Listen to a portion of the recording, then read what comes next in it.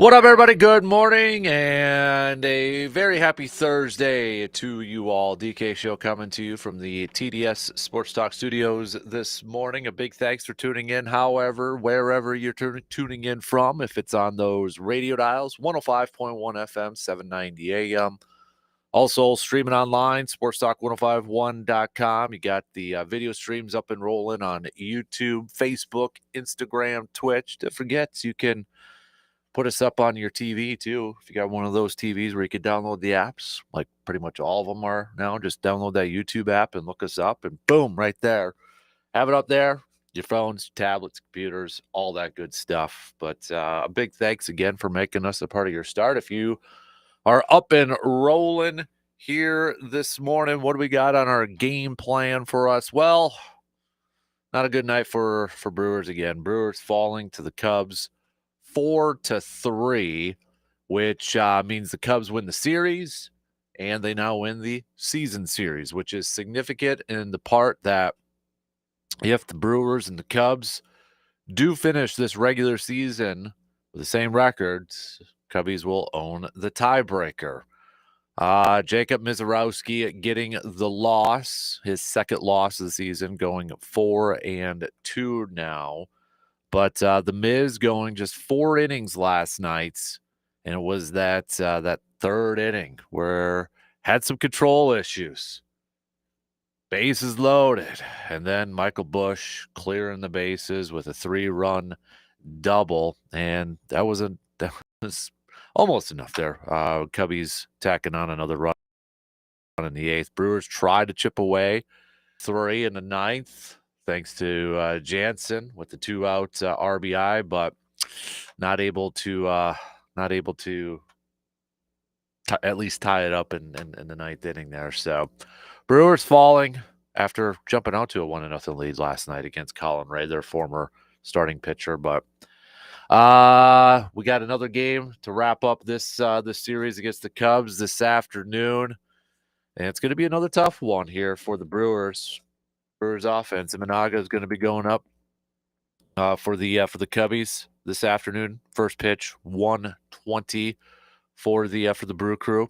So we'll see if they can try to get out of Chicago and get back to Milwaukee with a win, and maybe try to increase that gap just a little bit more in the division standings here. But we'll preview the game coming up here in just a little bit as part of our leadoff. But I got to throw this out there to you Brewers fans here too. And I'm not trying to sound panicky or anything like that. I know they've lost 3 in a row here, and I think it was Yelich after the game last night that kind of made a good points.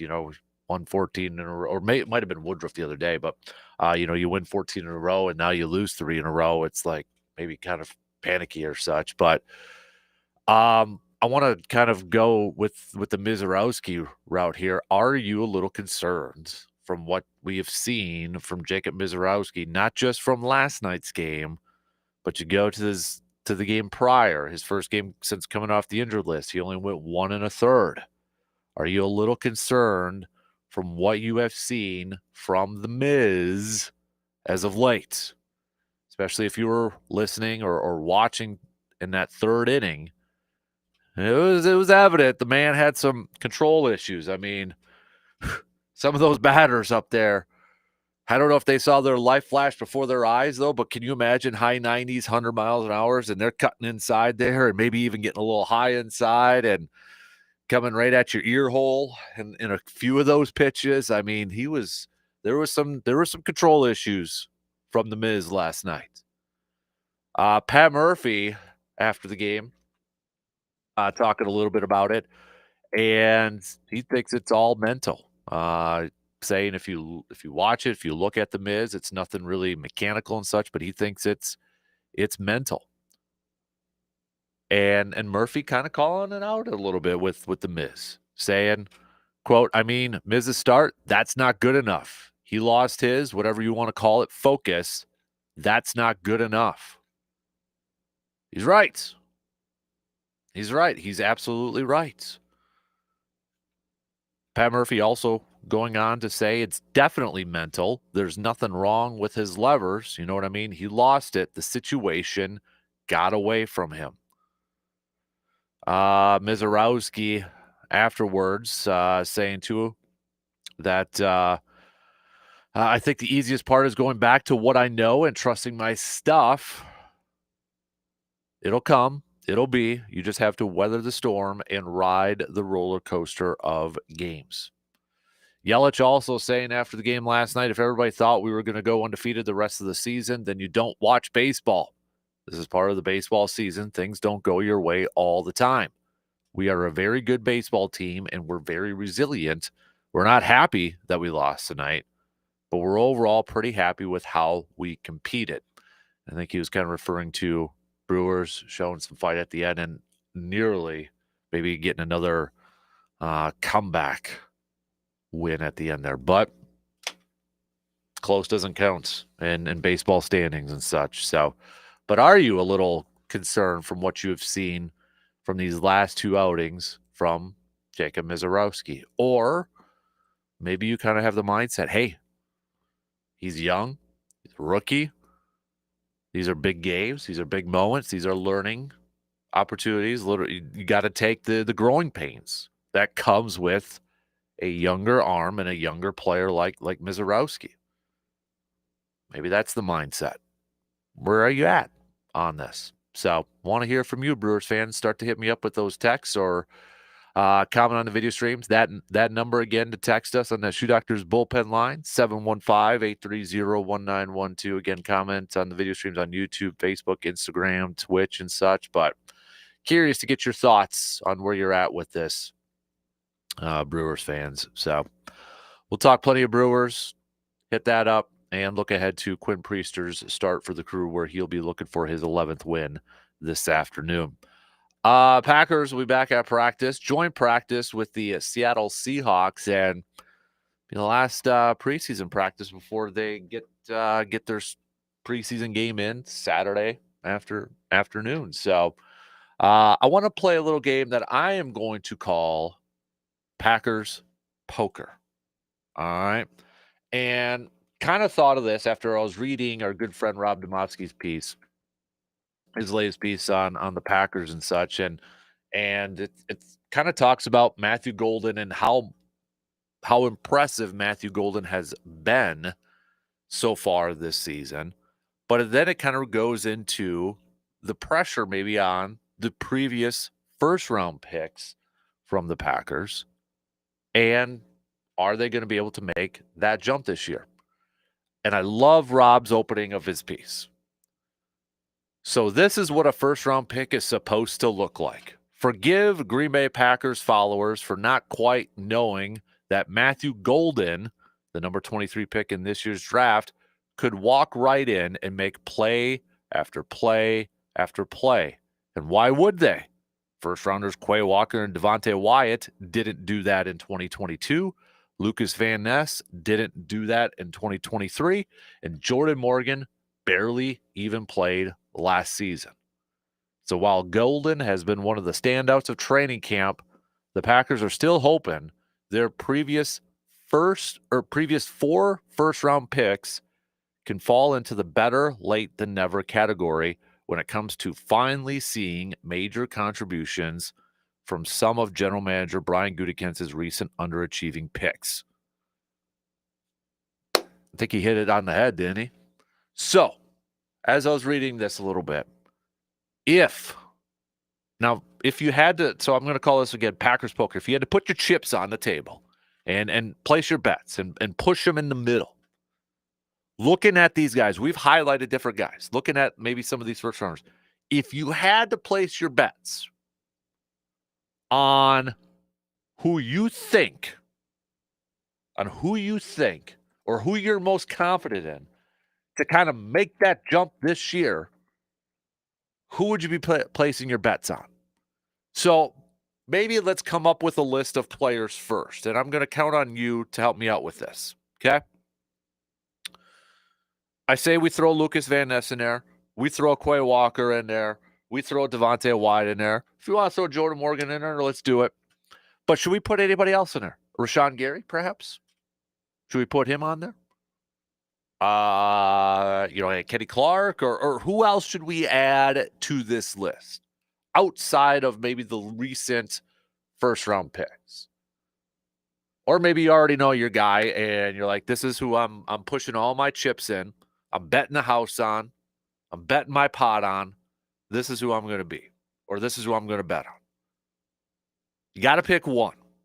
All right. We're playing a little Packers poker. Matthew Golden doesn't count. We're going to take him off the table. All right. That might be the easiest one here. So Matthew Golden doesn't count. But of the guys that we have talked about all training camp, all preseason, even all offseason, about guys that they got to make that jump. They got to improve this year. They got to have that year to maybe, like it's put up or show up time. The guys that are going to get the opportunity, the starters, really, that are going to have that opportunity.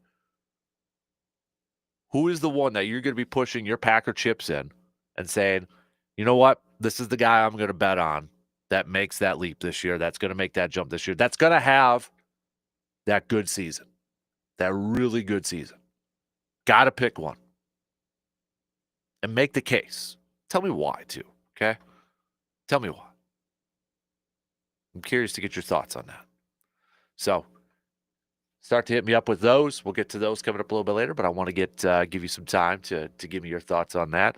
We'll catch up with Jake Boakes coming up at about 8:30 this morning. So, hey, if you got any questions for Jake, antlerless tags going on sale this week. Hunting season's right around the corner. Bow season starting up next month. I think we're less than a month away, right? Calendar, yeah. So, got any questions for that? Any other fishing stuff or any fall events coming up? Start to send those on over so I can get those to Jake as well.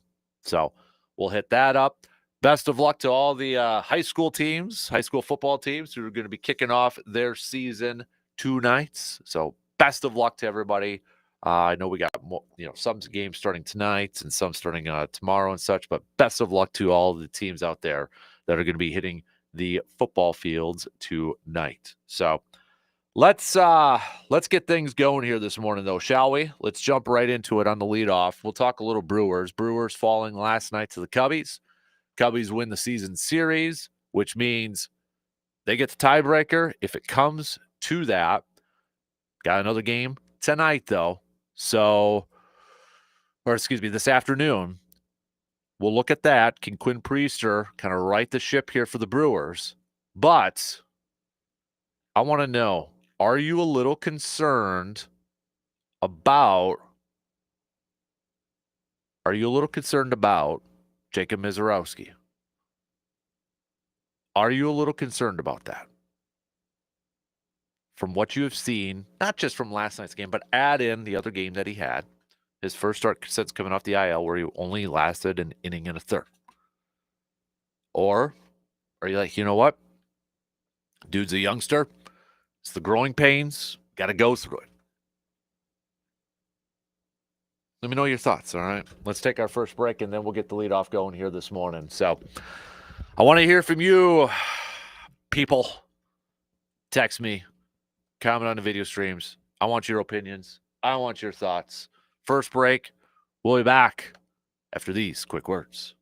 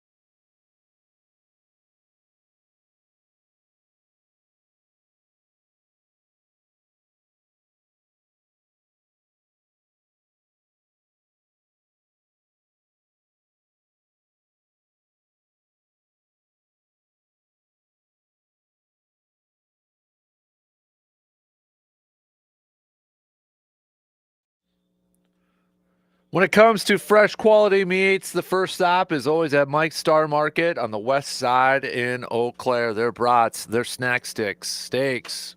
You can taste the difference in every single bite. And with bow hunting season, deer season coming up, Mike's also does professional venison processing. So you know that your hard-earned harvest will taste its best. Great cuts, great service, and hometown pride. That's Mike Star Market. Stop on in today and see why locals have trusted them for years. Can't wait to get back into fall here and maybe have some luck in the woods and get some venison and get it processed by Mike. Some beefsteaks, some venison bacon and jerky, and oh yeah, tenderloin backstrap steaks. You know it, man. All right, so let's get things going here this morning on the leadoff. We give the honors to the Brewers, as the Brewers, though, falling yesterday, last night to the Chicago Cubs, a 4-3 loss, which means the Cubs win the series, Cubs win the season series, and which could be a factor if it comes down to it at the end of the season for tiebreakers. So, Joey Ortiz was in a lineup, though, after yesterday, talking about it, and said, yeah, that Pat Murphy and the Brewers are saying, yeah, he's probably not going to play. And he was in the lineup, so at least he avoided something serious with that knee injury. Sounds like when he got hit, just kind of hit a nerve over there, and his knee or leg went numb after that. So that's kind of scary, but good to see him. It was kind of a pleasant surprise last night to see him in the lineup and such, but Brewers did jump out to a 1-0 lead. Had a chance to add some more runs there. Base loaded, 1 out. Not able to do so. But it was that third inning for Jacob Mizz after first couple innings, getting through it, no runs, no hits and that. And it's like, but the walks, command, lost some control in the bottom of the third inning. He had bases loaded with Michael Busch up there, and Busch clearing the bases with a 3-run double. And it just kind of, I don't know, sucked the energy out for the Brewers there for a little bit. What, 40 pitches in that inning too for Mizz. Yeesh. But his final line, he goes 4 innings, giving up just the 1 hit, but 3 earned runs, 3 walks, 5 Ks. Bullpen after that, doing a decent job of locking it down. Koenig did give up an earned run in the bottom of the 8th against the Cubs there.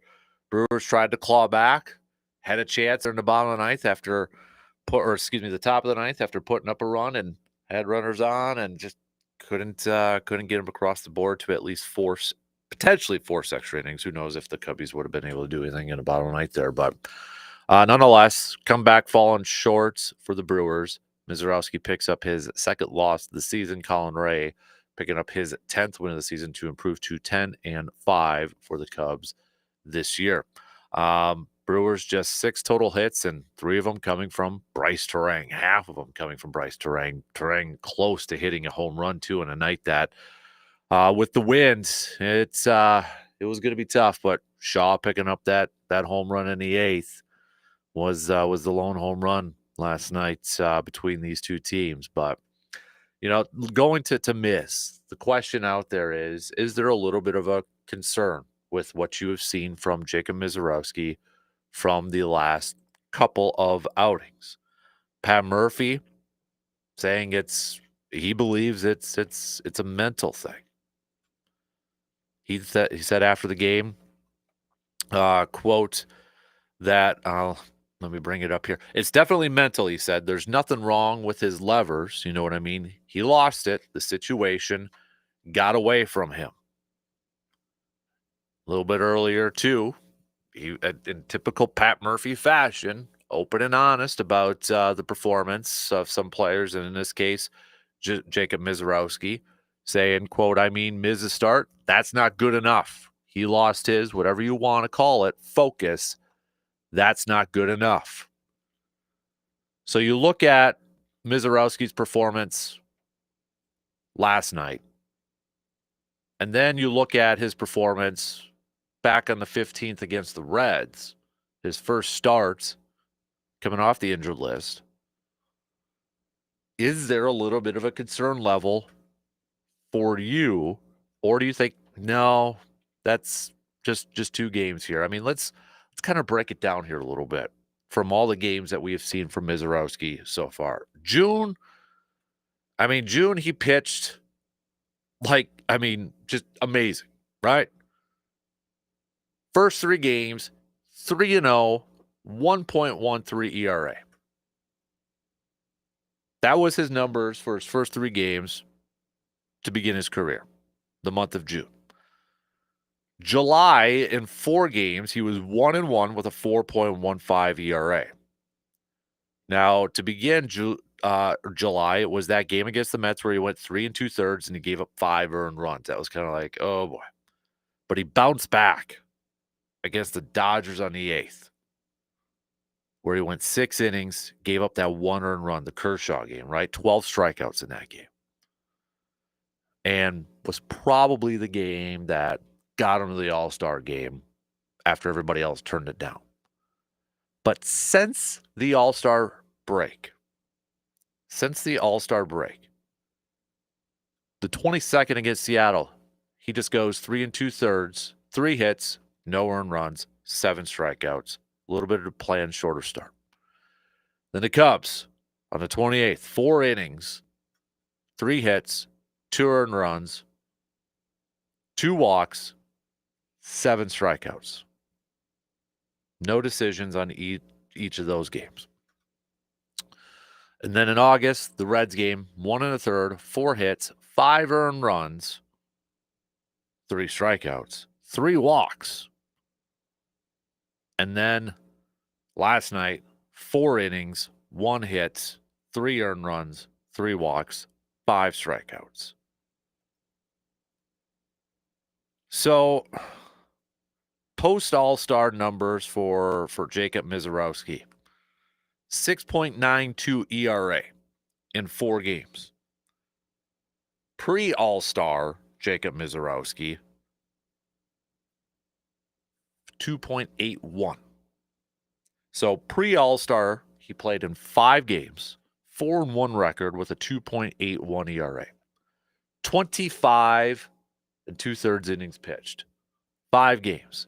In 4 games, post All-Star break, just 13 innings, 0-1, 6.92. They're not great numbers. 11 hits post All-Star in 4 games, 12 pre-All-Star in 5 games. I guess maybe the one improvement, if you want to look at it from numbers-wise between pre and post, pre-All-Star, he gave up 4 home runs. Post All-Star, nothing so far. But even the strikeouts are a little bit down. Pre-All-Star in 5 games, he had 33 strikeouts. Post All-Star, 22. Opponent's batting average against him, pre-All-Star, 138. Post, 229. Now, I'm sure there's going to be some people saying they figured him out. More film on him, more tape on him. They've got him figured out. Now he's got to adjust. Now he's got to get, adjust to everybody getting a little bit more familiar with him. And maybe that's a little bit. Yes, it's a thing. There's more film out on him. There's more info, scouting stuff out on him. That could benefit some hitters. There's no question about it. There's no denying it. Is that the main reason? I don't think it's the main reason. I think you look at it, he's got some control issues right now. And that's something he's got to figure out. And if it's a mental thing, that's something he's got to figure out. We're going to have to go through some growing pains with the Mizz this year because of his inexperience, because of his youth, and he's going to be in some big games. And that's the thing is can you live with some of those growing pains, knowing that you're going to be in some big starts, and especially when you get to the postseason, where it's a do or die situation. I just hope they can figure it out here a little bit. You watched last night's game, or you listened to it. He was missing quite a bit on the end, looking at the pitching wise. He was outside on the right side quite a bit. I don't know how he avoided from plunking a few of those guys.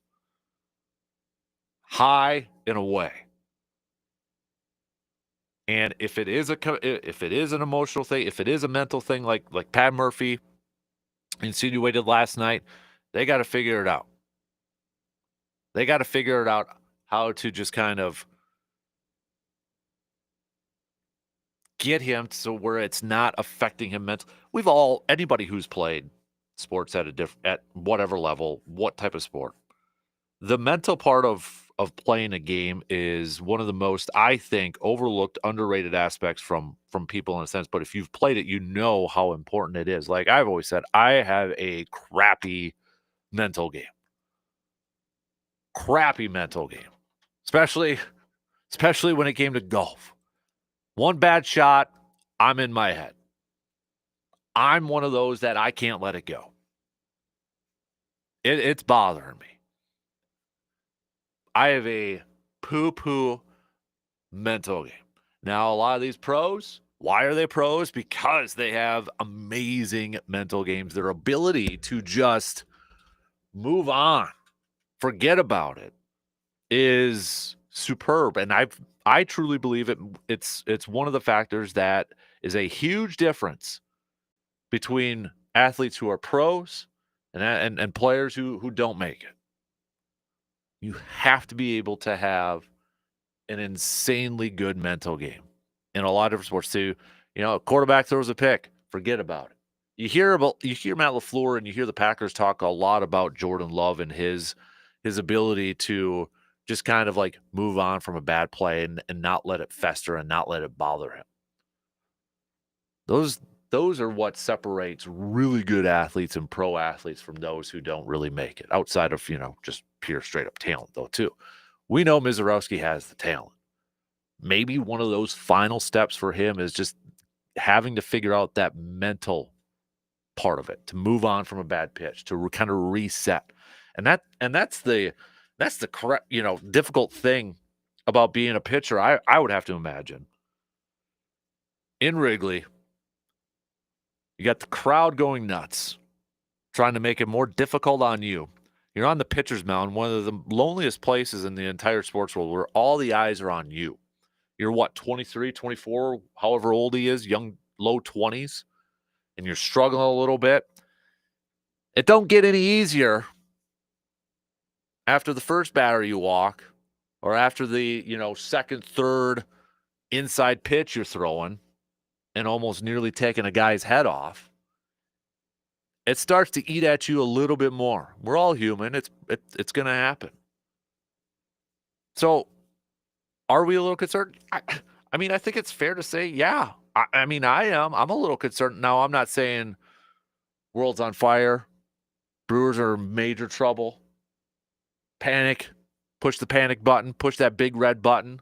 Send them down to AAA, et cetera, et cetera, et cetera. I'm not there, but I think it's fair and it's okay to say, yeah, there's a little bit of a concern level when you look at the Mizz, and I think this is part of the situation you're going to have to go through with maybe some of the growing pains with him for this season. And I just hope that it's something they can kind of figure it out as they wrap up this final quarter of the regular season and get into the postseason, because the Mizz is going to be a part of the postseason. And those are going to be obviously some very crucial games and do or die situations. Can he handle that?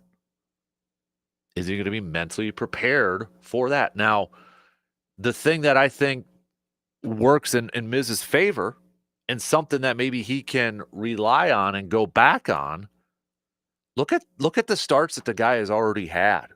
And look at the attention he has gotten with some of those starts leading up to it. So he has shown, in pieces, he has shown that he's got a good mental makeup. All the attention with the Paul Skeens matchup, all the attention with the Clayton Kershaw matchup, all the attention of going to the All-Star game. So he has shown an ability to do a fairly decent job of handling the attention, handling the pressure, Now, that's a lot of off the field stuff. If you're kind of comparing it, it's like, a lot of media driven stuff. And from what we've seen in the last couple games with the command stuff, this is a little bit of the pitching mental side of it, like game mental side of it, on field mental side of it. So I think, if you're thinking this morning, like, man, I'm a little bit worried, I'm a little concerned, it's fair. I think it's okay to be that way. I am. I'm not saying because I am, you should be too, but I think you look at what we've seen lately with the command issues, with a little bit of the control issues, and if it is a mental thing, yeah, it's okay to be a little concerned. I just hope the kid bounces back now and his next start goes out there, dominates, pitches well, and maybe get some of that confidence back. Go out there and get that confidence back. That's what's going to do wonders for your mental state. In his next game, if he goes out there, what's it going to be? Probably all right, so maybe Arizona next week. Yeah, probably Arizona next week. Go out there in front of your home crowd. You're going to have the support there. Put together a good performance and get that confidence back. Get that mojo. And then we rock and roll after that. Brewers going to try to pick up a win this afternoon with Quinn Priester on the mound. Imanaga's going for the Cubbies, so I mean it's going to be a little bit of a tough battle here. When we look at the matchups here, obviously a little bit of familiarity between both these lineups and their respective starting pitchers. Brewers wise, going up against Imanaga, Contreras has had a couple of home runs and 7 career at bats, 429 average, a 1.786 OPS. Ortiz has actually had good numbers against him. In 7 career at bats, he's hitting 429 with a 1.000 OPS. Yelich, 8 career at bats, a home run, 375, 1.125 OPS. Vaughn, 5 career at bats, 600, 1.200. Blake Perkins, 750, including a home run and 4 career at bats. So not the biggest sample size in the world, but some guys with some good numbers against Imanaga. And the Brewers did face him back in, a couple times. First up was May, where the Brewers charged him with a loss. He went 5 2/3, 2 earned runs in that contest. But then back on July 30th, Imanaga went 5 innings, 3 earned runs, picked up the win in that game. So you look at the 2 games this year, Brewers have been able to put up some runs against him. Hopefully they're able to do that and hopefully put up a crooked number early and not allow a crooked number early on. Quinn Priester, meanwhile, looking at the Cubs lineup going up against him. I mean, you got some guys maybe like 3 games worth, like Swanson, 9 career bats, 222.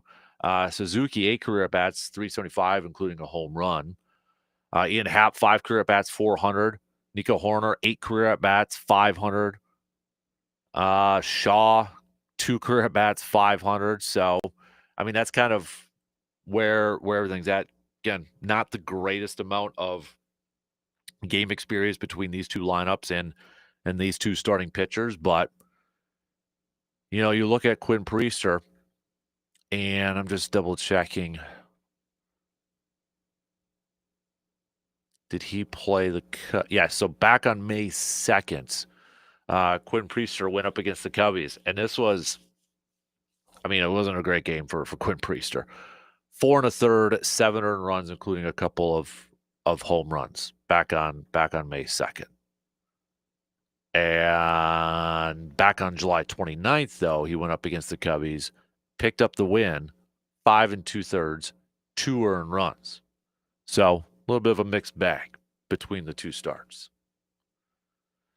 Quinn Priester so far, 3 games in August. He's 1-0 with a 4.86 ERA. That game against the Mets back on the 10th, the one that's really screwing up his ERA because he went 4 1/3 and gave up 6 earned runs in that game. Which offense?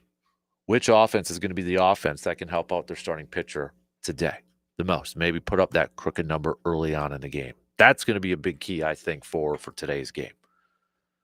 But for the Brewers, I mean, you look at this, I mean, kind of a big game in the sense of let's not drop another one to the Cubbies in the standings. Let's not make this a little bit closer. Let's maybe not give the Cubs some more confidence in this thing. I mean, Brewers are still up 6 over the Cubs in the division, but I'd rather have a 7-game lead against the Cubs than a 5-game lead because, I mean, you're talking about potentially a 5-game lead could just turn on its heels within a week, less than a week, depending on what the Brewers do. So you'd like them to get out of Wrigley with that win, maybe get a little bit of mojo back before they return home to take on the Giants this weekend. Then you got Arizona for 4 games in Milwaukee. But then you wrap up the month of August in Toronto against one of the better teams in Major League Baseball, and then Philadelphia right after that, one of the better teams in Major League Baseball. Let's finish this thing strong here before we get into the month of September. And let's get a little mojo and confidence back by taking down the Cubs this afternoon. All right, let's take a quick break. But I want to hear from you, Brewers fans. Are you a little concerned at all from what you've seen from the Mizz in his last couple starts? Hit me up with that quick text, all right? We'll be back after these few words.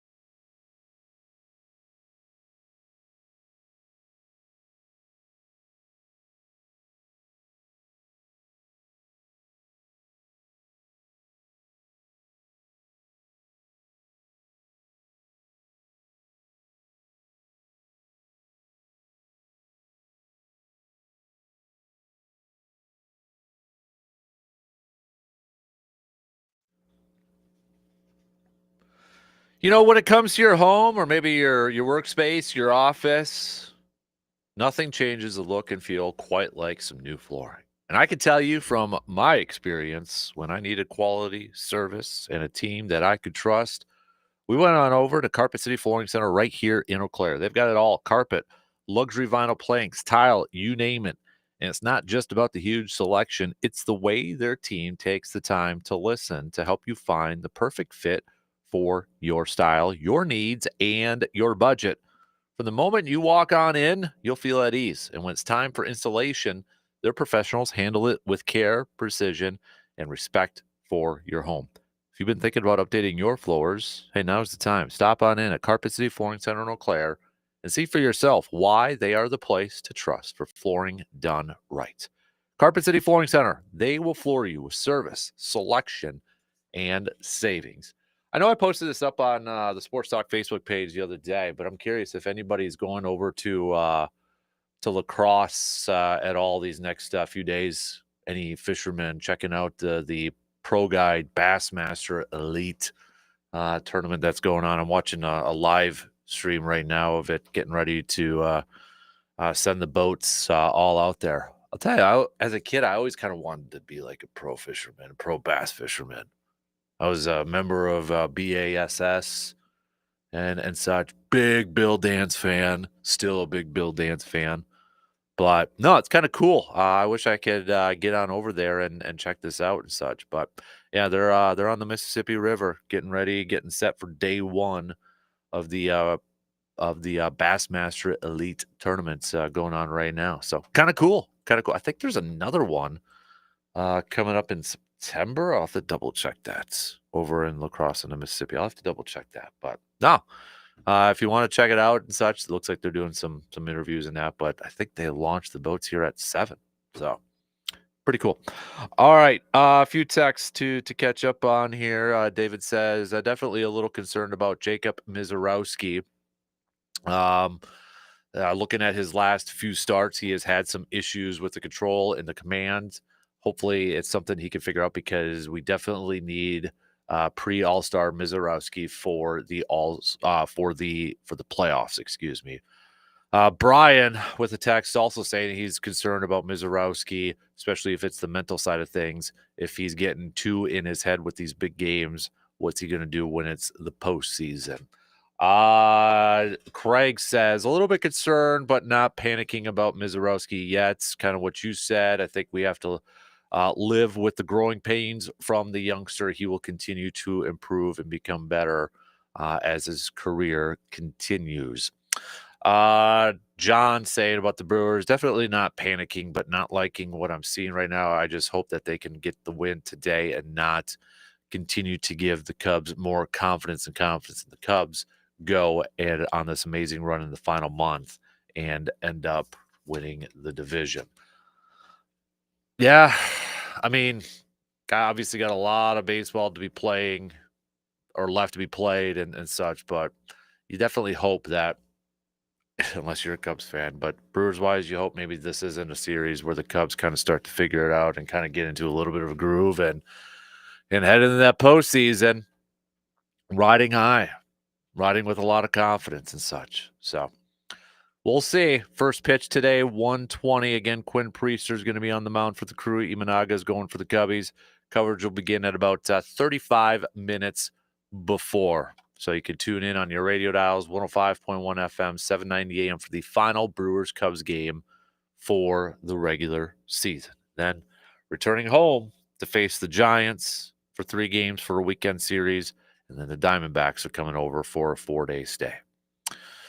All right, coming up next hour. So I threw this out there at the beginning of the program through our menu. Packers are getting set for their joint practice with the Seattle Seahawks today in preparation for their final preseason game against Seattle on Saturday. And I was reading this piece from our good buddy Rob Demovsky from ESPN. And he talked about a little bit how Matthew Golden has been having a really good camp, has really impressed, the rookie first-round pick. And, kind of noted, hey, Packers fans, maybe not used to this with a first-round pick right away in their rookie year, showing some really good flashes and making the case or making the point that, Lucas Van Ness, Quay Walker, Devontae Wyatt, Jordan Morgan, about, all right, now they got to show something. And this is something we've talked about all offseason, training camp, preseason, et cetera, et cetera, et cetera. We've came up with those lists, or we've come up with those lists of guys who have to really step it up this year. But I want to play a little thing that I'm going to call Packer poker. Packers poker. If you had to put the chips in, all right, you're playing a little poker here, and you're going to bet the house, all right? You're going to push all your chips in the middle on one of those guys that we have talked about all offseason that have to step it up this year. Who are you placing your bets on that they can do it this year? Now, I'm not putting Matthew Golden in. Matthew Golden doesn't count. I'm talking about the guys that we've talked about all offseason. The Lucas Van Nesses, the Quay Walkers, the Devontae Wyatts. I'll even allow a Rashawn Gary in there. I know he's not, a rookie from the last couple of years here, but those guys that maybe had disappointing seasons last year or maybe disappointing the last couple of years. If you had to put your chips in the middle, bet that house, who are you right now on August 21st in 2025? Who are you putting your chips on? You're gambling, right? We're gambling on this. Who are you willing to gamble on for having a breakout year, if you will, or having finally a really good season? Who is that? Maybe, could we throw in a little maybe Dontavian Wicks and such? Like, I don't want to. Jordan Love, no. Jordan Love doesn't count in this. Josh Jacobs doesn't count in this. The guys that maybe a little bit more established and we've seen, maybe not those. But who, player-wise, all right, player-wise, who are you willing to push all those chips in and gamble on? Let me know. I'm really curious to see who you are betting the house on or willing to gamble on. So we'll hit that up coming up in the next hour. We'll get back to some more Brewers talk for sure. Also, don't forget, if you have any questions for Jake Boakes, our DNR warden buddy, text those on over to us as well. But I want to hear your thoughts on the Mizz. Are you a little concerned about the Mizz? Maybe on a scale of 1 to 10. All right, if you just want to make it simple, on a scale of 1 to 10, 10 being your freak out mode, you're at like, okay, I'm worried. Send them down to AAA to figure it out. That's a 10. 1, dude, we're good. We're fine. 1 through 10, where are you at with the Mizz? 1 in, 2 more to go. We got some news updates, and we'll be back to kick off the second hour coming up in just a couple minutes.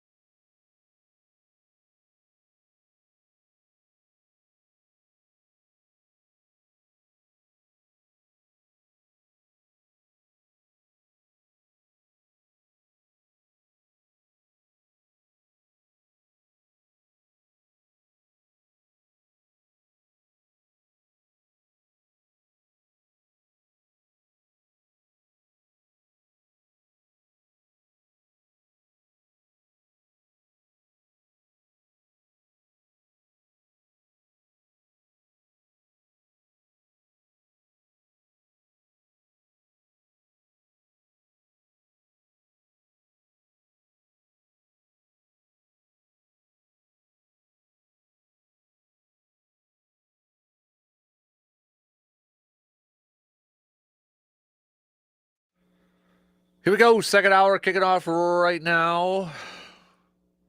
DK Show coming to you on your radio dials, 105.1 FM, 790 AM. Also available to stream online, sportstalk1051.com. Just tell your Alexa devices, say, yo, Alexa, play WAYY. Video streams are also up and rolling, YouTube, Facebook, Twitter, and YouTube, Facebook, Twitch, and Instagram. Excuse me. But did put the link up on Twitter if that makes a difference. So coming up this hour, we are going to talk a little green and gold. If you had to place your bets, you had to put your chips in the middle of the table, you're willing to gamble on this player. You're willing to gamble on this player to have an impact this year. That it's a player that's not a Josh Jacobs or a Jordan Love or a Xavier McKinney, not those guys. We're talking like the Lucas Van Nesses, the Devontae Wyatts, the Quay Walkers, those type of players that we've talked about all offseason that we need a good year from. Looking for a bounce back year or a breakout year. Who are you willing to gamble on to have that year? Text me your picks. We're going to get to that coming up here in just a little bit. We'll get back to some more Brewers talk as the Brewers wrap up this series against the Cubbies, hoping to get a win and get back to Milwaukee with a little mojo here. We've been talking about the Mizz on a scale of 1 to 10, 10 being your freak out mode, 1, you're chill, you're chillaxed, you're good. On how you feel about what we've seen from the Mizz in his last couple starts. Eli says the Mizz is giving me mixed feelings, and all I can do is believe because he's so young, and I know he can come back stronger. The Brewers need to show why they are the best team in baseball again because we're making the Cubs look better than they are. You know what's going to happen too, right? If they lose today's game, what's that national perspective going to be? That's it. We tried to tell you. Don't buy into the Brewers. Don't buy into the Brewers. Posers. That's going to be some people out there. We're not, we're like, we told you so. This is why we said, don't fully buy into them. It's going to happen. It's going to happen. So keep sending me those rankings 1 through 10 on your concern level for the Mizz. Okay. All right. Let's do a little throwback Thursday coming at you here this morning. There was a couple of things. Where did my window go? There was a couple things. Let me go back to it here. It was 1929. The Chicago Cardinals traveled out of town for training camp. They were the first professional football team to do so. We've got Victoria Roach, a reserve outfielder, became the first girl to ever compete in a Little League World Series game. That was, again, 1984. 2009, Cowboys played their first game at their new stadium in Arlington, Texas. Preseason game. I know I said I wasn't going to watch the Cowboys documentary on Netflix, but one of my coworkers was telling me about it. Said, dude, you got to watch it. I mean, you're a sports guy. You got to watch it. And he was a Cowboys fan as a kid growing up. So I started. I'm 1.5 episodes in at this point, and really, it's what I would expect so far from a Cowboys themed documentary. It's really what I expected. So I'm gonna try to. Well, I will finish it. I'm a sucker for sports history and such. So might have been talking a little too tough yesterday, saying I'm not gonna watch a Cowboys thing. Yeah, I'm probably gonna finish it now. I'm gonna watch it, but I don't know if anybody else has dabbled into it yet or actually finished it or have watched it and such. But whenever these things kind of come out there and such, it's like, well, what would be the next team, franchise, or player, or whatever you'd like to see a documentary made out of? And for this one, I mean, it begins with a little bit of a start. I mean, they spend a few minutes on the start of the Cowboys and such, but then it really kind of, I mean, it's since Jerry Jones bought it. That's really the focus on this thing. So, I mean, on one hand, it's easy. Oh, we got to do one on the Packers. Okay, but what era? I mean, the Lombardi ones have been done to death, and if there ever is another Lombardi era one, yeah, I'm into it too. But I honestly wouldn't mind. I don't think we really have gotten an in-depth one, but like the Holmgren, Favre, Ron Wolf, Bob Harlan era, I think would be a good one. Find out a little bit more of the behind the scenes stuff. We've heard stories off and on, but just to actually have the sit down of all those people while they're still around and having that, I think that'd be a good one. 90s Packers. I'd be good with that. What other ones would be kind of some good ones out there too? Because this isn't just like one single year too. It's kind of an era. So yeah, 90s era Packer one I think would be kind of an interesting one. What other ones are out there? I know I'm missing some. Like try not to be so like, well, a whole Bob Uecker one. Yeah, that would be awesome too. But again, narrow it down maybe a little bit more. But it's okay. Somebody had texted in a little bit earlier to see if I've been watching it and such. And yeah, I'm 1.5 episodes in so far at this point. Let's go. Mark says on the Mizz level is 1. Didn't like the pitch calling during that sequence. Struggling with his fastball. Throw something else to get back on track. More concerned with hitting when we do get runners in. Texter saying I'm at a 6. Another texter saying I'm at a 7. Tim says I'm at a 6. Jim says I'm at an 8. Dave says he's at a 7.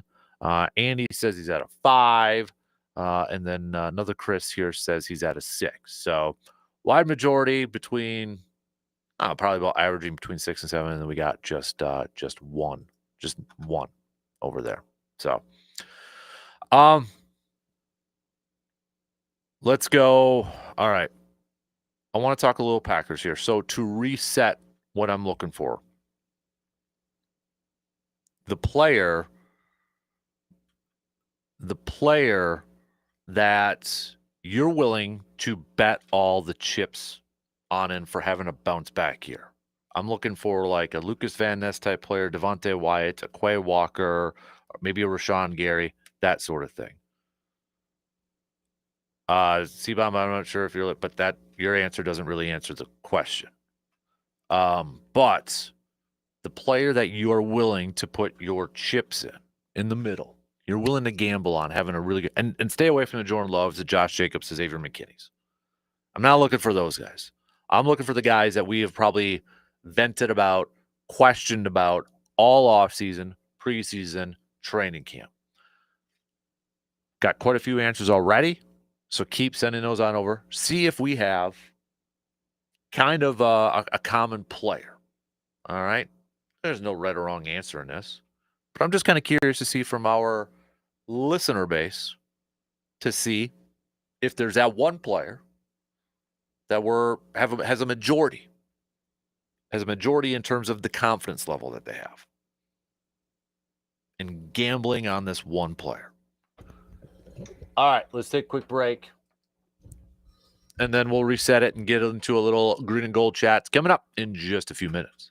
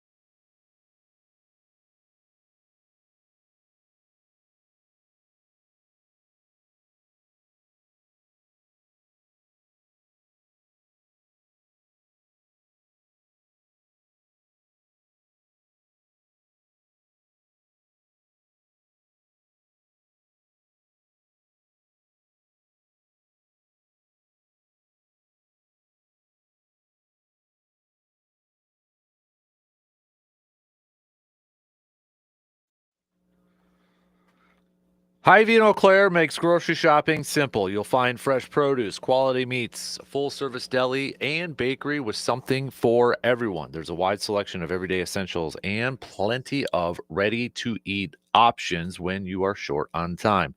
And if you're planning a special meal or you just want to unwind, their wine and spirits department has a great variety from local craft beers to fine wines and top shelf liquors like Man Cave Light, 6 pack of Man Cave Lights.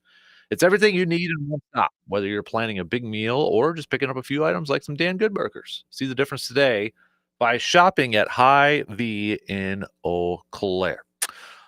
Let's get going here this morning, or geez, time-wise. We're already getting going here. Let's talk a little green and gold now. But continue to send me your Jacob Mizorowski concern levels. I got a few more coming in here, and they're all 6s and 7s.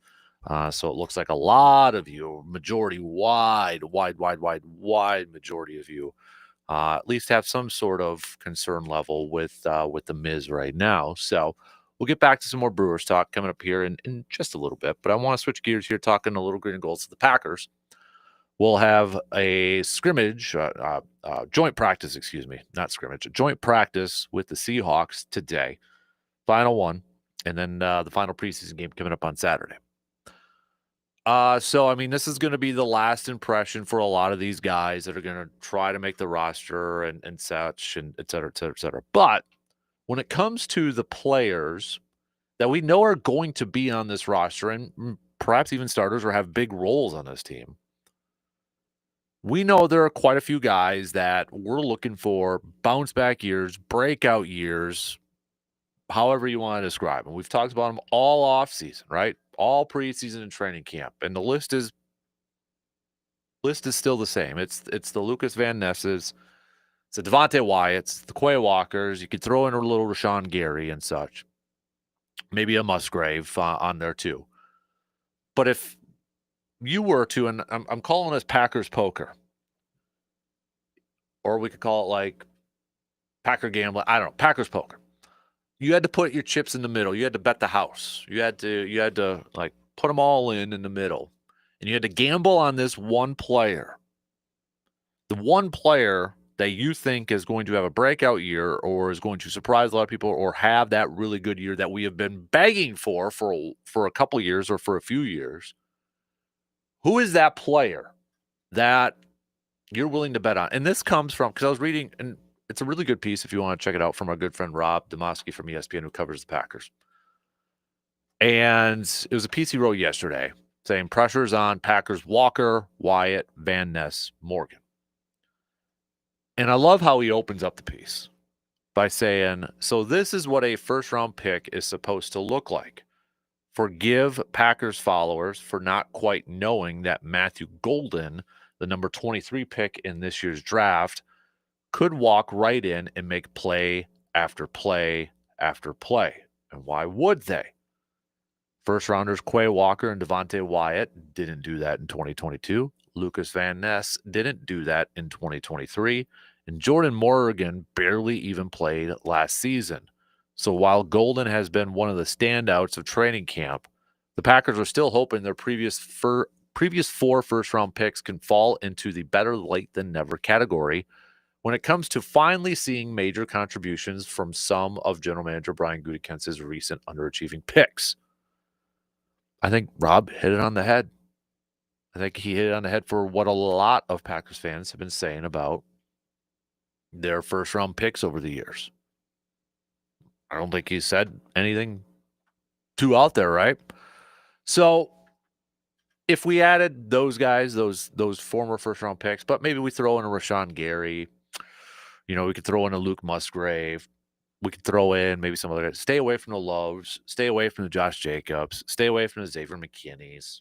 Those type of players. Stay away from the Zach Toms. But the guy for the last few months, that we have been like, we really need something from him. Put up or shut up time. Prove it here. Who are you willing to gamble on? And there's a few different options.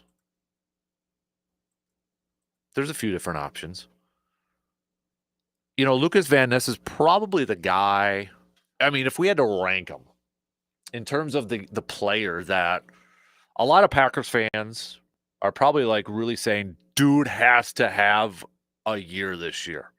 Has to. He's got to go out there and perform at a high level. He has to. Lucas Van Ness is probably number one. I would just wager to guess on how many Packers fans have chimed in about him over the entire offseason, training camp, preseason. Like, that is the guy we need to see something from this year. And I get it. I totally get it. And from all accounts in preseason and training camp practices, from reporters who have been there every single day, it sure sounds like Lucas Van Ness is having a fantastic training camp. Great. I mean, we don't want to hear of a guy having a bad training camp, right? But how many times have we also heard of the training camp preseason MVP? That's why I'm a little hesitant to go on Lucas Van. Everything we've heard, everything we have maybe seen, read, it points to like, okay, this guy's going to have a good year. But if I'm gambling and I'm putting my chips in, I don't know if I can do Lucas Van Ness yet. I don't know if I have the gonads to put all my chips in the middle for him entering his third year. Because he is a little bit still more of an unknown. You could say, okay, first year, maybe playing out of position. He was a project. We knew it. Didn't start at Iowa. Kind of like, oh, it's another like Clay Matthews type. Clay Matthews didn't start a lot at USC. And look how he turned out. Well, stand-up linebacker his first year. Then they asked him to put his hand back in the dirt for his second year. So you hear like, and if you read Rob's piece here, talks a little bit about Lucas Van Ness. And I'll just read this part. The entire defensive line underachieved last season and resulted in a position coach change. Entered DeMarcus Covington, the former Patriots assistant who Van Ness said has done wonders for him. Quote, more than anything with our new defensive line coach, DC, I think he's allowed me to just not think. I think that's part of the game where I feel like I'm a pretty aware guy. And I think I take a lot of information in, and I think that hindered me to a point where I'm always trying to think too much or overthink the game. And I think he's allowed me to play free and not do that, and I think that's been good for me. Rob goes on to say, it showed immediately Van Ness has regularly been in the backfield during training camp practices and had a big day in last week's joint practice against the Colts. Okay, great. Again, awesome. Good stuff. I'm excited to hear that. I'm pumped to hear that. But again, if I'm gambling, I don't know if I can put my chips all into that right now. I'm a little bit of a cautious gambler probably in this instance, but I don't know if I can do it yet. I think, maybe of all the guys that we're going to be talking about or kind of throwing out there, maybe he has potentially the highest upside. Maybe the odds are like, okay, you put the chips on for this guy, and this is the guy you're going to cash in the most on. Higher odds, if that makes sense. But I don't know if I can do it yet for him. Everything's great. Everything's sounding good. I'm not quite there yet. Devontae Wyatt is kind of an interesting one here, too, because we've seen flashes of him, right? I mean, we've seen glimpses last year where he might have been the best down lineman, defensive lineman, going after the passer. His issues have kind of been just, can he stay healthy? Can he stay on the field? And this is a big year for him. Kind of maybe earn a new contract, but showcase why he's been a first-round pick. It's been, I think for a first-round pick, I think it's fair to say it's been fairly quiet surrounding Devontae Wyatt. Last year, we saw some glimpses. We saw potentially what he could do. 14 games last year, ends up with 4 sacks. Or 5 sacks, excuse me. 2023, 5.5 sacks. Just played 14 games, though. And kind of been dealt with I think it was a nagging ankle injury and such. Before that, though, 17 games and then 16 games. So Devontae Wyatt, I think, might be the safer bets because he has at least shown some really good flashes. It's just the consistency level. Are you willing to put those chips in and be like, yeah, that's who I'm going to go with? I think he might be the safest one. If we add a Rashawn Gary into this thing here too, I mean, you look at his first year playing as a defensive end, a down lineman in a 4-3. You ask a lot of Packers fans, they're probably a little disappointed in what they saw from Rashawn Gary. And part of it, let's be real too, it's because of the contract he has. It's the size of the contract. You get paid like a top 10 pass rusher. They expect top 10 pass rusher numbers. And if you look at advanced statistics or numbers or analytics and such, okay, pressure rate's up there and such, but does it always lead to sacks? Does it always lead to finishing the play? He does a good job of getting after the quarterback, but does he finish the play? And in 6 years, Rashawn Gary has not had a single season of double-digit sacks. 7.5 last year, 9 the year before. The most he's had in a single season is 9.5 back in 2021.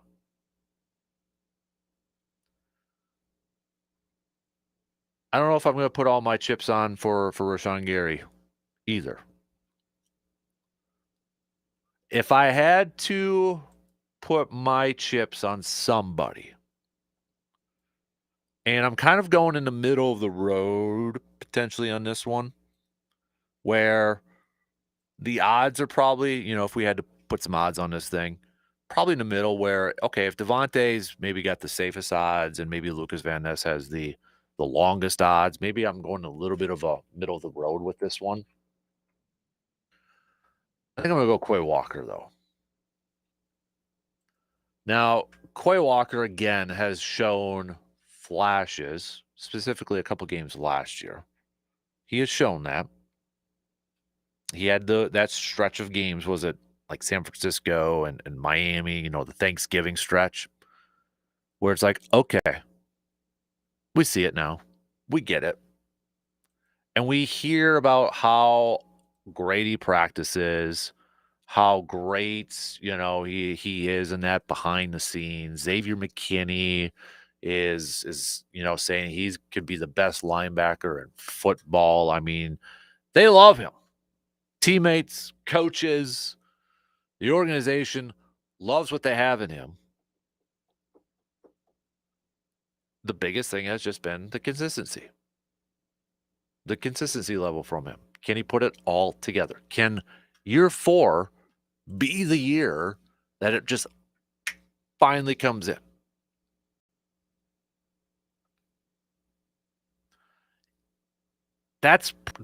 I'm probably putting my chips towards Quay.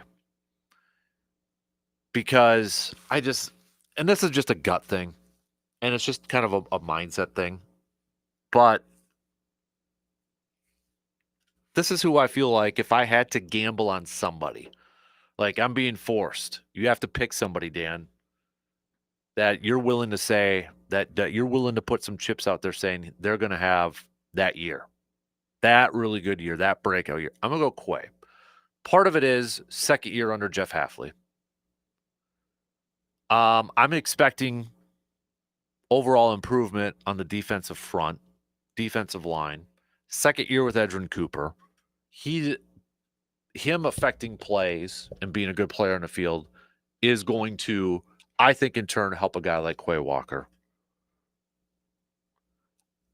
I'm willing to put a little bit more on him. Now, I still feel at times he's playing out of position, but I think with base defense is kind of now more of the nickel where you're taking a linebacker out. In this case, it's going to be Isaiah McDuffie. And you're putting an extra corner on there, and you got Cooper and you got Quay Walker on there. This is the guy I'm going to roll with where I'm going to put my chips in a little bit more. I thought about Lucas Musgrave and looking at him entering his third year here too. And you look at it, what he brings to the table and what he potentially could do from the offensive side of things. The thing I question about him maybe isn't necessarily the player itself or himself, it's the opportunities that he might have out there. We know Tucker Kraft is tight end number one. I mean, I'm expecting we're going to see a lot more 12 personnel. We don't know yet. I think that's the expectation. But we know that they want to feature Tucker Kraft more. You throw in a Jaden Reed, you throw in a Romeo Doubs, you throw in a Matthew Golden, you throw in a Josh Jacobs, and that's not even everybody.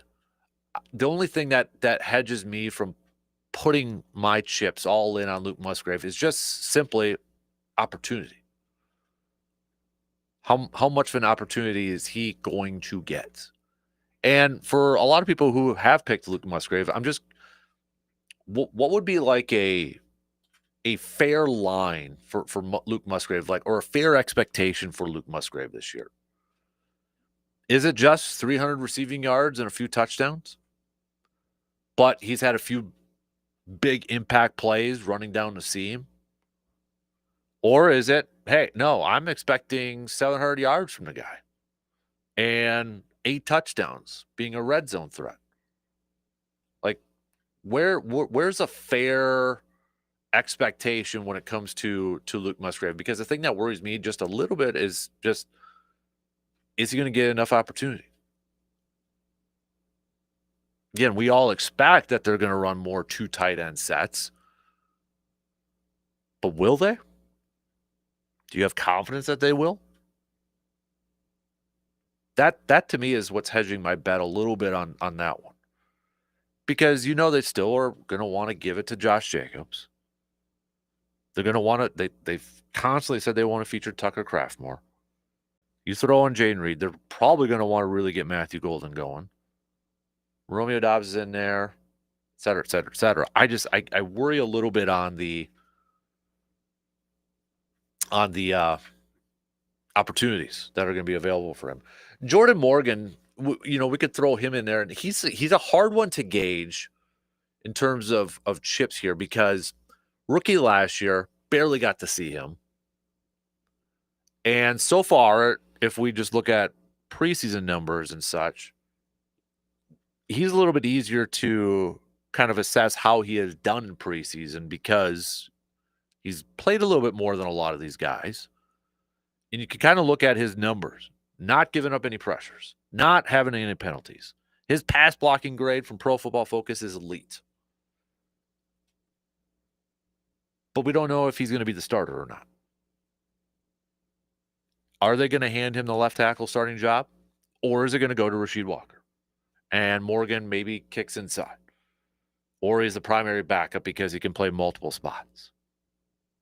We don't, for me in this instance, it's great hearing all this stuff and what we've seen from Jordan Morgan. It's absolutely fantastic what we've seen, but kind of like Luke Musgrave, is he going to get an opportunity? Is he going to be a starter or such?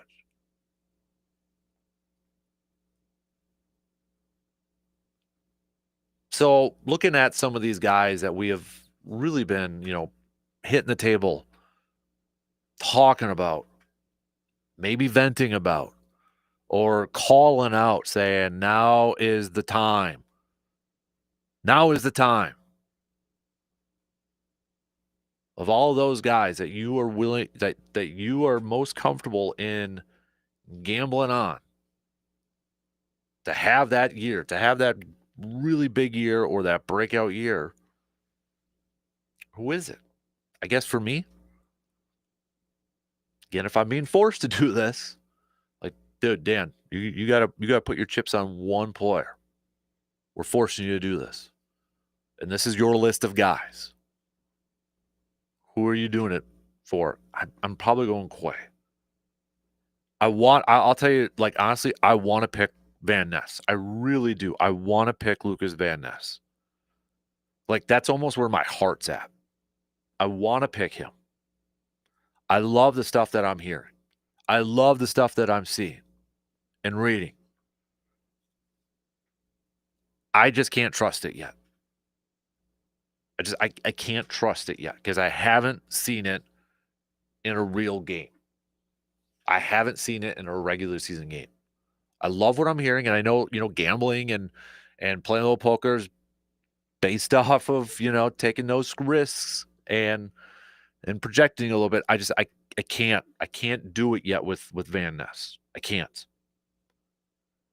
And I think Wyatt is probably a little bit more of a safer one because I mean, you look at the sack numbers for his position and such, like, okay, last couple of years, decent numbers. It's just, you know, maybe for this year, can he stay healthy and such? I mean, we can even do we even throw in a little Kenny Clark on this just because of the season he had last year? But then we find out, maybe the toe injury was a main concern for that or a main reason for that. Yeah, I think when it comes to the defensive ends here too, the fact that it was just a couple of years ago, I mean, they were drafted. Lucas Van Ness at least was drafted, and to stand up.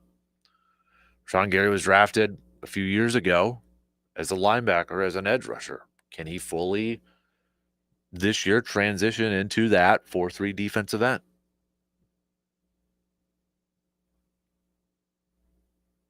I'm just a little bit more comfortable right now throwing in some chips for Quay. And I want to believe Lucas Musgrave is going to have a ton of opportunities this year. And I want to believe, I really, really, really want to believe we're going to see some 2 tight end sets out there, 12 formations, 1 running back, 2 tight ends. I want to believe that. I want to see it. I just don't know if I can essentially trust LaFleur and Stanovich to employ that on a consistent basis. I mean, that's the expectation or the hope for a lot of Packers fans is that we're going to see 2 tight ends dominating this year. Maybe a little throwback to those Patriots days where they really featured 2 tight ends with Tom Brady. Just don't know if we're going to I don't know if I can trust it. I don't know if I can do it right now. All right, let's take a quick break. But send me yours. All right. Send me your poker picks. Who you willing to gamble the house on to have that breakout year, to have that outstanding year? The players that maybe we've vented about, had frustrations about, or we've consistently said, you need to step up. You need to have that year. Who is it? Text me your picks, all right? No right or wrong answer in this. Just curious to see where everybody's at. All right. We'll be back to wrap up the second hour after these quick words.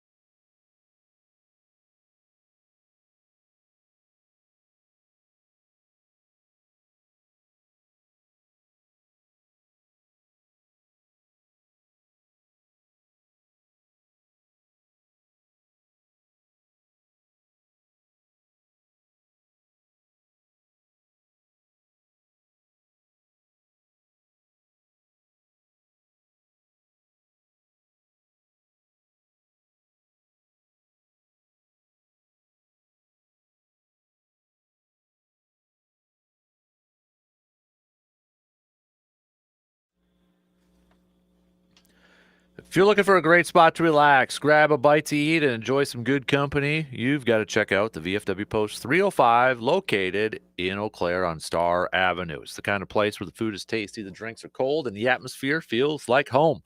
Whether it's their famous Friday fish fry, a burger night, or just meeting up with friends after work, VFW Post 305 is where neighbors gather and good times happen. So swing on by, pull up a chair, and see why the locals keep coming back. VFW Post 305, your neighborhood place to eat, drink, and unwind. Don't forget, we've got Jake Bolks joining us at about 8:30 this morning. So if you have any questions for our DNR Warden buddy, we appreciate them ahead of time. So please text them right now, 715-830-1912 on that Shoe Doctors bullpen line this morning. Let's catch up on a few texts here. This morning, we had Dustin say, I think it's Quay Walker. Jeremy saying, I'm willing to gamble on Luke Musgrave bouncing back. And one does imagine the possibilities with, I think that's what say one, and one does imagine the possibilities with Kraft and Luke. C-Bomb says, all in on Van Ness. We'll have a double-digit sack season, 11 sacks and 30 tackles. Living a Dream Jeff says, just like yesterday, my breakout player is Musgrave, but for first-rounders, it would be Quay. I think playing beside Cooper, he may be able to trust and play more freely. He seems to have all the abilities, and after his injuries last year, showed improvement. Tim says he's going with Quay Walker. Another texter is going with Devontae Wyatt. Don't have a name. Can't give you any credit there. And then John is going with Quay Walker. Dave also says going with Devontae Wyatt. He has shown the most in the last couple of years, and I feel like this year he is going to explode and become the best defensive line on this Packers squad. All right, so keep those coming. All right, like I said, I really want to pick the two that I want to pick is. Let me rephrase that. The one I really want to pick is Lucas Van Ness. Like that's the one I really. Maybe the best way to say is the one I really want to believe.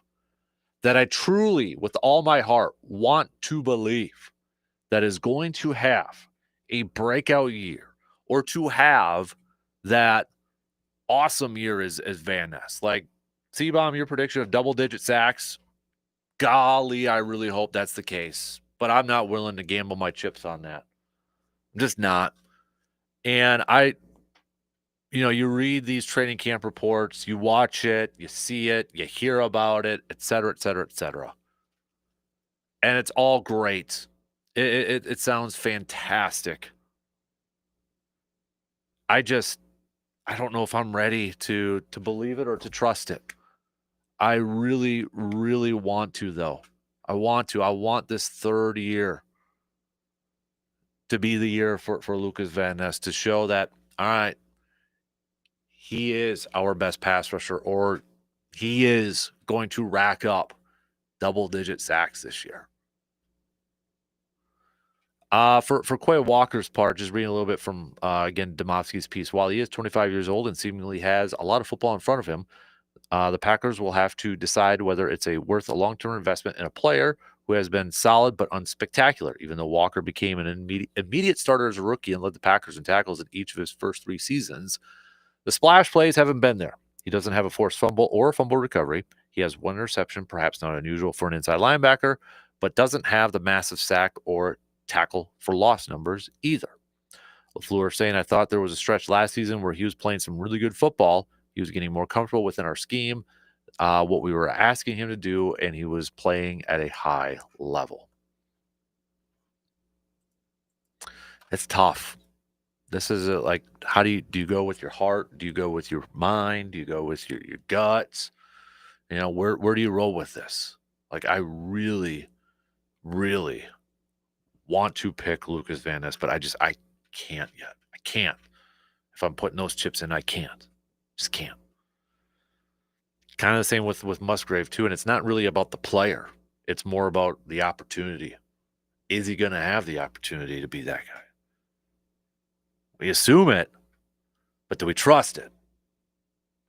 At least for Quay, we know he's going to be out there, right? We know he's going to be out on that field. We know he's a starter, that he's going to be a contributor. It's just the biggest question for Quay is going to be, all right, Can he have those big plays? Can he have those splash plays, those impact plays? That's the thing that you got to be willing to gamble on. Keep those coming. So we'll get to some more of your picks coming up a little bit later on.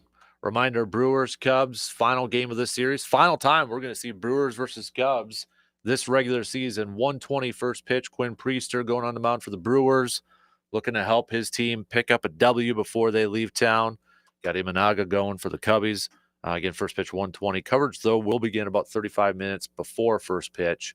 And you can check that out on the radio dials, 105.1 FM and 790 AM. We've been asking from the last couple starts that we've seen from the Mizz, Jacob Mizz, do you have a concern level with him? Majority saying you do have some sort of concern level. Been asking on a scale of 1 to 10. 10 being, dude, I'm freaking out. Maybe he needs to go back down to the minors and figure some stuff out. 1 being like, dude, relax. You're cool. We're good. We're good. We're fine. Nothing to worry about with the Mizz. It's between 6 and 7 for the majority. If I kind of average them out, it's about like a 6.5. So there is at least some sort of level of concern from you, those of you who are chiming in about Mizz from what you've seen from the last couple days here, or last couple outings, I should say.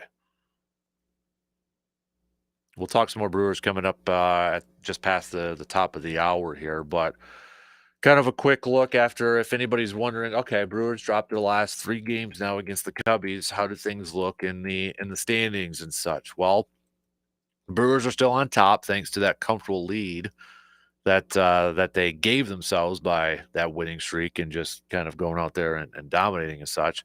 They're up 4 games on the Tigers for the best record in Major League Baseball as we start today. Philadelphia is 5 games back. Toronto, 5.5 back. Chicago, 6 back. So if you're looking at it from a divisional standpoint, Brewers are still up 6 games on the Cubs right now for that division lead. So I think we'd all feel a little bit more comfortable probably if the Brewers could pick up a win today and get that up to 7. I don't know why. It's just you look at 7 and you look at 6. It's like 7 just seems, it is a bigger number, but it just seems like it's a bigger number than just 1. I don't know why. It feels like it. It feels like 7's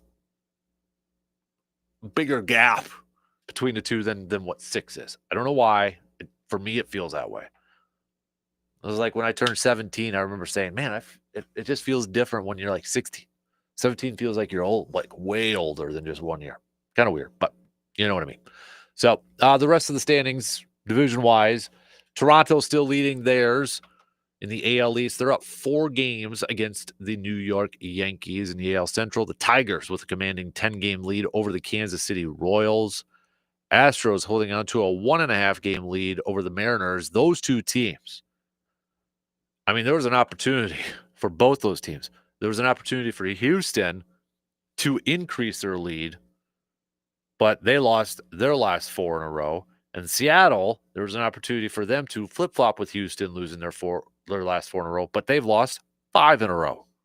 So that one's still tight. Lost opportunity for both those teams, maybe to either increase the lead or flip-flop it a little bit. Phillies are up 6.5 over the Mets in the NL East. We know the Brewers are up 6 over the Cubs right now. Dodgers 1 game ahead of the Padres for the NL West. Wild card teams right now. You've got, for the American League, the Yankees are the top wild card team, Boston, and then Seattle, but Kansas City's 2.5 back. Cleveland is 3 back. The Rangers, 5 games back. National League, you got the Cubbies, the Padres, and the Mets. And the Reds are just 1 game out. Cardinals, 5 out. So this National League Central, I know it's been said already, but when we talk about divisions that have exceeded your expectations for this year, the National League Central has to be at the top of that. Because at the beginning of the year, when we were doing all of our predictions, and everybody else had their predictions out there, it was essentially you have to win the National League Central to make the postseason. It was the only way you were going to make the postseason. You had to win your division. There's just too many good teams across the National League, and they were going to take up all the wild card spots.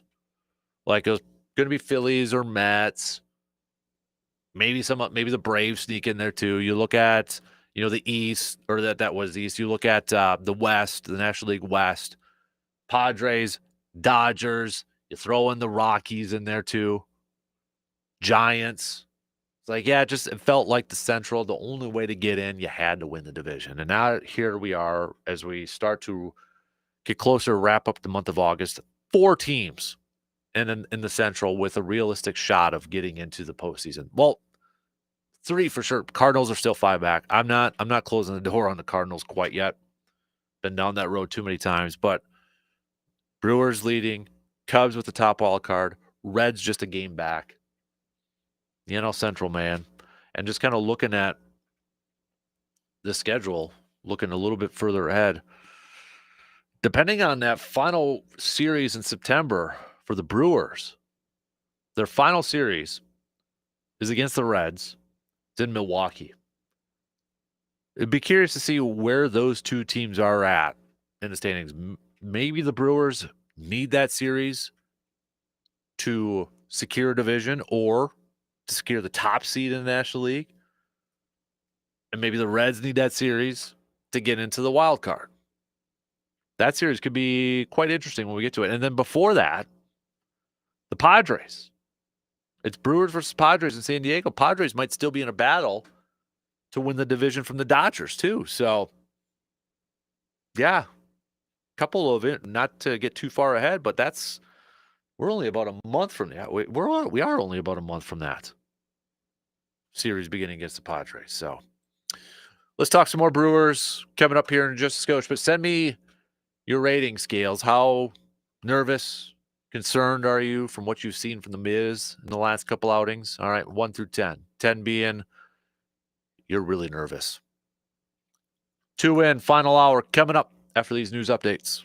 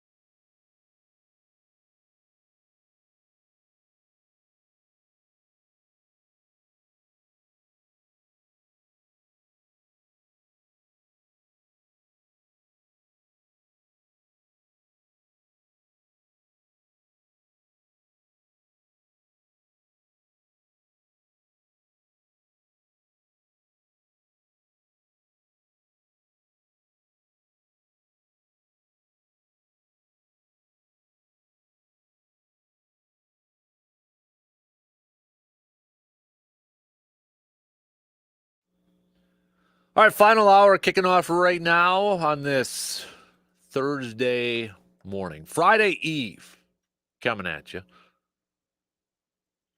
Coming up at the bottom of the hour, we'll catch up with Jake Boakes, Conservation Warden for the state of Wisconsin. Last call. Seriously, last call for any questions for Jake so I can get those on over to Jake.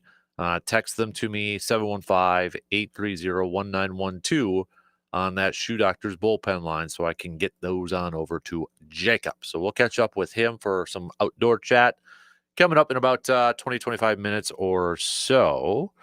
So we got that. We've been talking a little green and gold. Packers joint practice today against the Seahawks. The last one. Then we've got the preseason game on Saturday. Then we're on to the regular season, baby.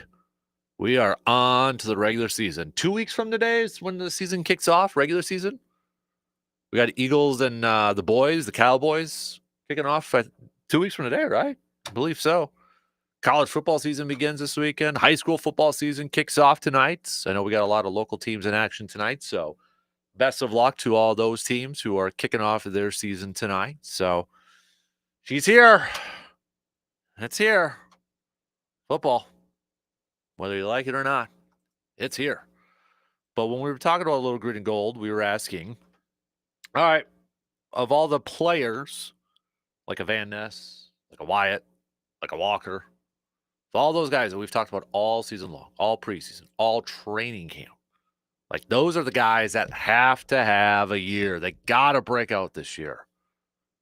Who are you willing to gamble on? We played a little Packers poker.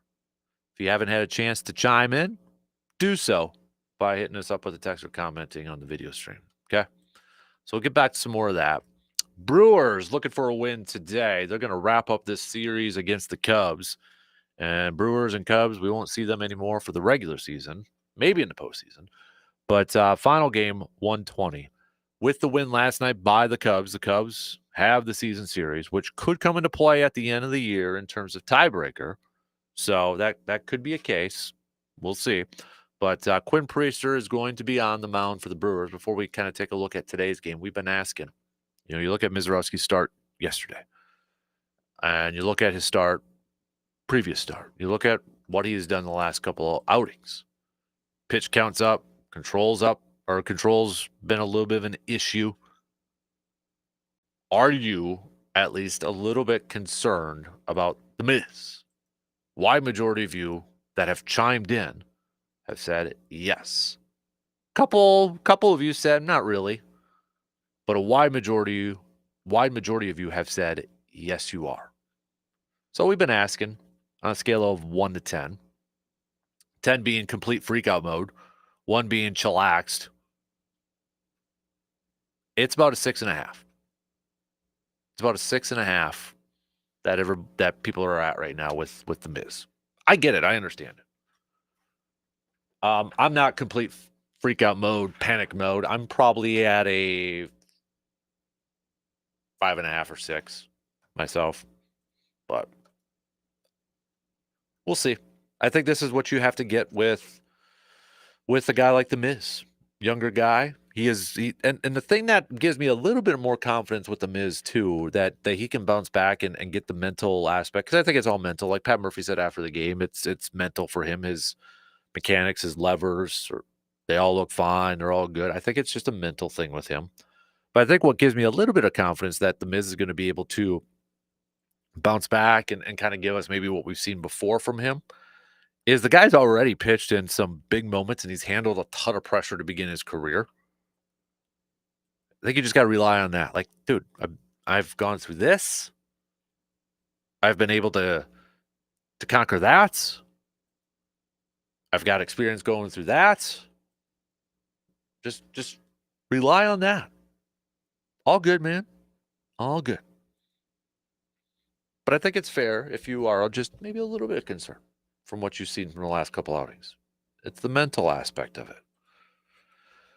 So Brewers, though, they'll try to increase that lead back in their division up to 7 games. Currently, it's at a 6-game lead over the Cubs for first place in the Central. Standing in their way is Imanaga, who the Brewers have faced a couple times, and the Cubs have faced. Quinn Priester a couple times so far this season too, so they're familiar with each other. Obviously, these, you know, it's Cubs Brewers. They're very familiar with each other. What is the biggest key for a victory tonight or this afternoon for the Brewers over the Cubs? You look at the last couple of games, and the Brewers are the team that have jumped out to a lead first. Granted, it's only been one run and it's been a 1-0 lead, but they've been jumped out. I think, you got to avoid that one big inning from the Cubs. Got to avoid that. I mean, we saw it last night. It was a third inning. Walk, nearly almost taking a guy's head off a couple times. Got to avoid that. And I think when you have a chance to put up a crooked number, more than just one, the Brewers have got to do a better job at getting those runs across the board, taking advantage of that. If there is that opportunity to put up a big number, taking that opportunity and giving Quinn Priester, your team, a bigger lead than maybe just 1-0 early on. Because you look at those opportunities too. Like last night, okay? Bases loaded with 1 out. Blake Perkins is up. He got the run across, dribbler to second. But that was the only run scored. I mean, they had runners at second and third. And Ortiz pops up. Got to take advantage of those situations when they come around. And you got to be able to put up bigger numbers there. So, run support, taking advantage of that, of those opportunities if they come, but also avoiding the big inning. And that's part, not getting yourself into a deep hole where you're issuing walks, you're loading up bases, you're getting yourself into jams, trying to get out of those situations. That to me are the two keys to victory tonight or this afternoon for the Brewers. And I think we're all hoping, I don't know if Brewers fans, or at least our listeners, our Brewers fans are panicking right now. I'm sure there are some. And I'm sure if the Cubs do win today, there's going to be a level of panicky. I'm like, oh no, we're only up by 5. Here come the Cubs. And let's face it, I mean, if the Cubs do win today and they win this series and they take 4 out of 5 against the Brewers, there is going to be a level of confidence from the Cubs. And they're going to have a little bit of momentum. You can't deny that. That's probably going to happen here. And then it's going to be a race to the finish. There's going to be a little bit more scoreboard watching probably coming up here. And if the Cubs get this thing done and they win, they got an opportunity. You look at their upcoming schedule. They got an opportunity to go on a little bit of a run here. Angels after this. Giants after the Angels. Then it's the Rockies. The Braves. The Nationals. The Braves. Tampa Bay in the middle of September. Pirates. Reds. Mets. Cardinals. That's not a daunting schedule by any means. And if this is a Cubs team that is finding their momentum right now, and they're able to use this series as kind of a springboard, there is absolutely a chance that this Cubs team can go on a little bit of a run here. So that's why today's game, I think, is kind of big. It's not going to be a series win or anything like that, but try to get that cushion back up to 7 for the division lead, because I look at these series coming up for the Cubs. Why wouldn't they be favored to win every single series? Angels, they should be. Giants, they should be. Rockies, they should be. Braves, they should be. Nationals, they should be. Braves again, they should be. Maybe Tampa Bay can give them a little bit, but I'd still go Cubs. I'd go Cubs over Pirates again and the Reds. Mets, they've been struggling. So it's not a very daunting schedule here for the Cubs.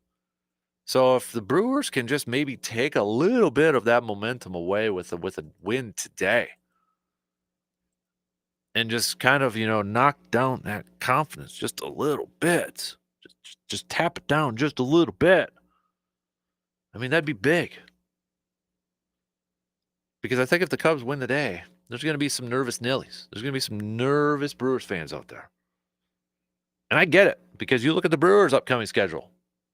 Giants this weekend, Arizona. Then you go on the road to Toronto. You're coming home against the Phillies. You swept the Phillies earlier this year. Phillies are playing some really good ball. Kyle Schwarber is hot right now. Phillies probably want to avenge being swept.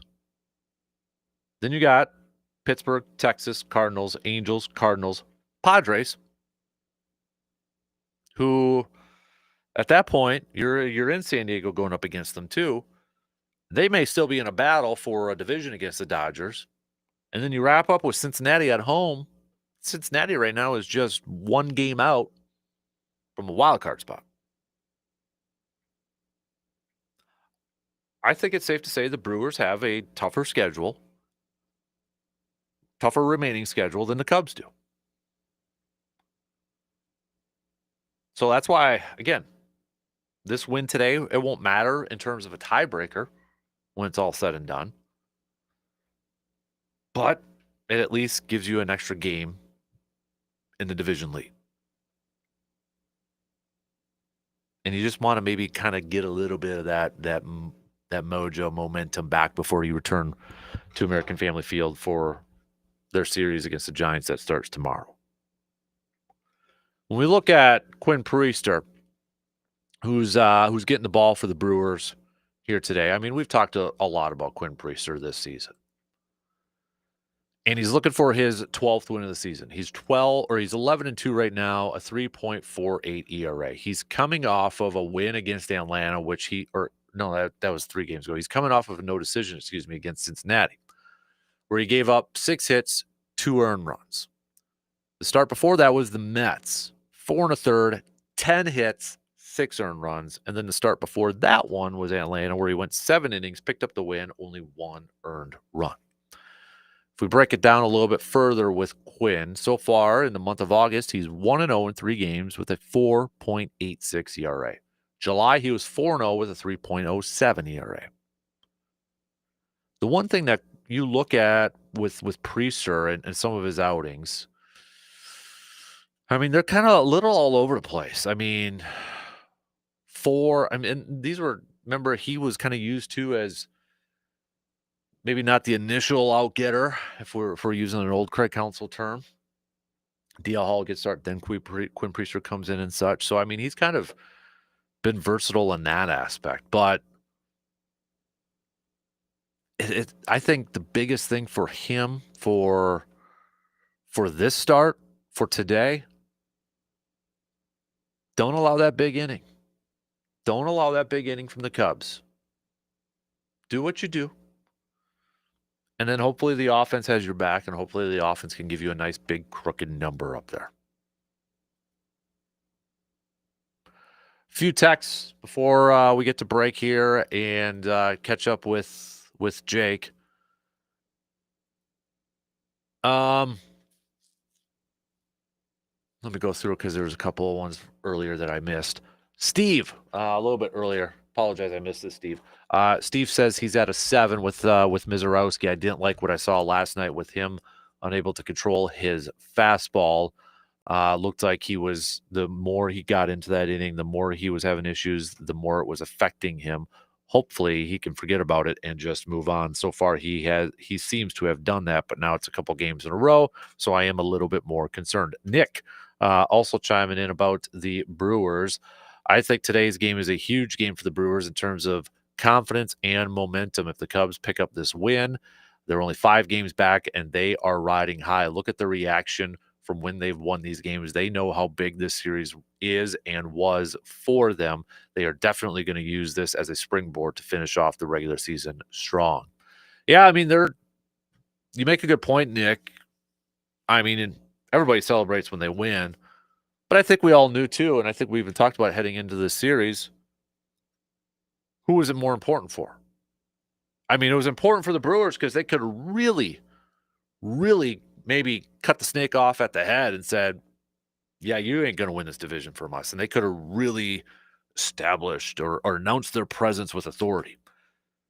But I think it was also probably a little bit more important for the Cubs because, all right, you want a shot to still win this division, and you've been playing some poo-poo baseball, and you want to gain some confidence back. Here's your chance to do so.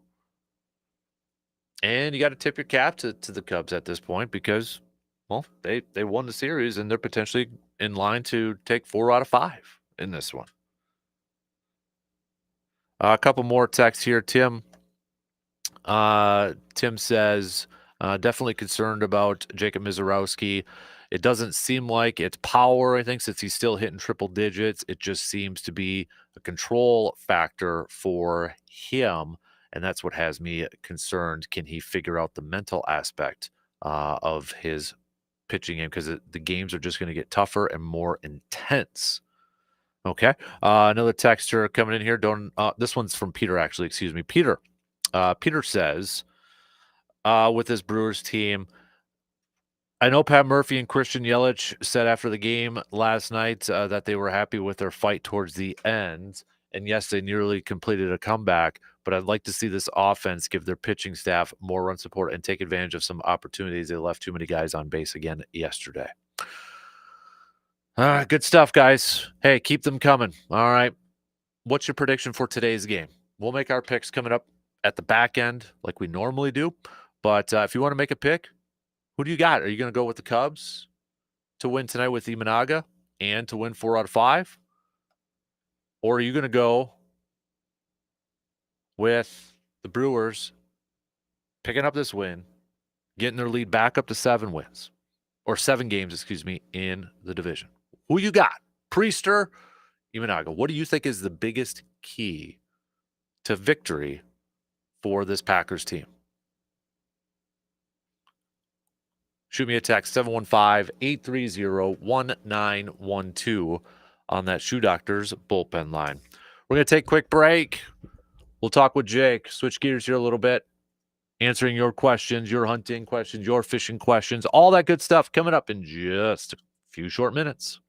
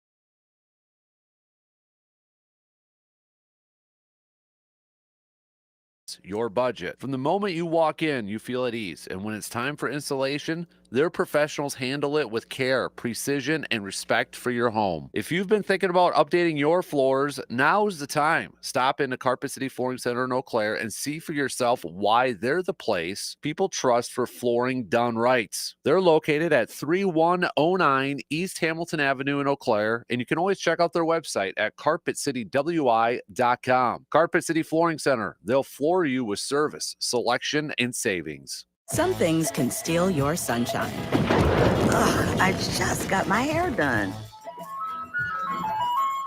Sorry, the cooler's broken. Anyone see my flip-flops? Anyone? But COVID-19 can steal a lot more. I just took a COVID test. Ugh.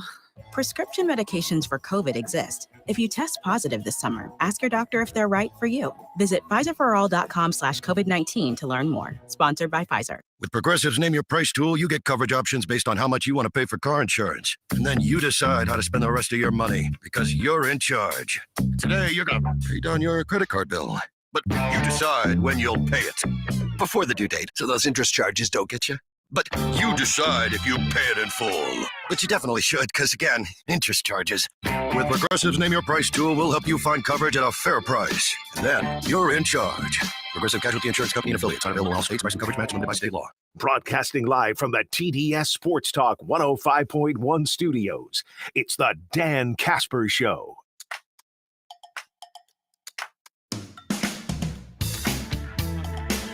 Every hunter knows success in the deer woods starts long before opening morning. And for me, that prep always includes a quick stop at our good friends at Tilden Gun. They've got everything you need to make this season your best. The rifles, the scopes, the ammos, you name it.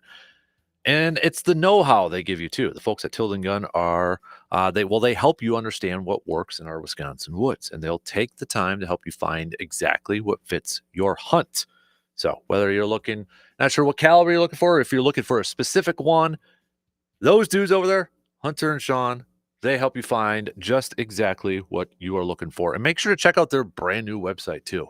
Looks pretty sweet. tildengun.com. Otherwise, check out their sweet shop too. If you haven't been there, that place is awesome. Located at 12427 90th Avenue in Chippewa Falls. So maybe, we're approaching the end of August here, so it's getting close to hunting season. Get the youth hunts maybe coming up a little bit earlier than our November deer gun hunt, but you want to make sure you're ready. So give a quick visit to our good friends at Tilden Gun. Speaking of hunting season and such, those antlerless tags have been going on sale this week, so make sure you've gotten your antlerless tag in that. Let's catch up with our good friend, Mr. Jake Boakes, DNR warden for the state of Wisconsin. Jake, do you have your antlerless tag? Did you get in line and get your tag yet there, sir? I reminded the people that needed it to get it. I generally hunt in an area where getting antlerless tags isn't too big of a problem. Gotcha. So it's funny how crazy across the state it can be, where it's like, it's like you got to be first in line to get one in some areas, and other areas they hand out as many as you could ever want.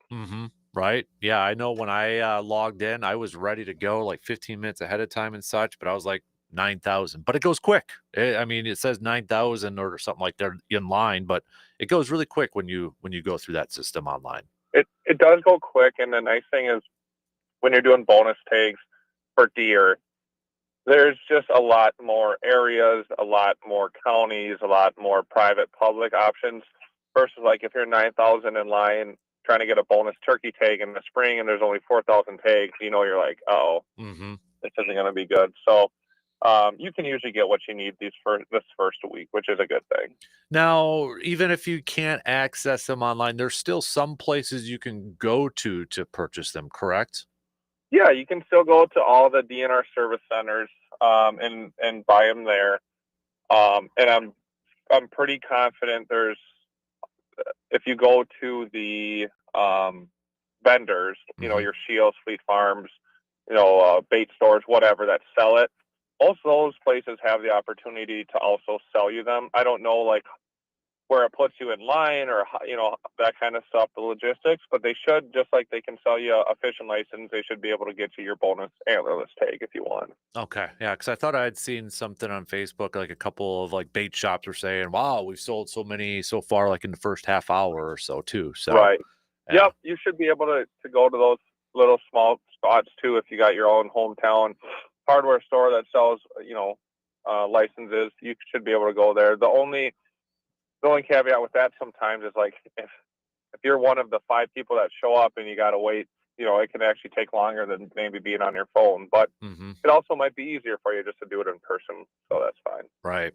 Hey, Jake, I wanted to ask you this question because if anybody doesn't know, there's a Bassmaster Elite tournament going on right now in La Crosse on the Mississippi River. Yep. And I mean, it's a big event. It's a cool event and such. So I don't know if this is kind of a weird question, but it's something I thought of and I wanted to ask you. You got a lot of people coming in from across the globe to fish in this tournament.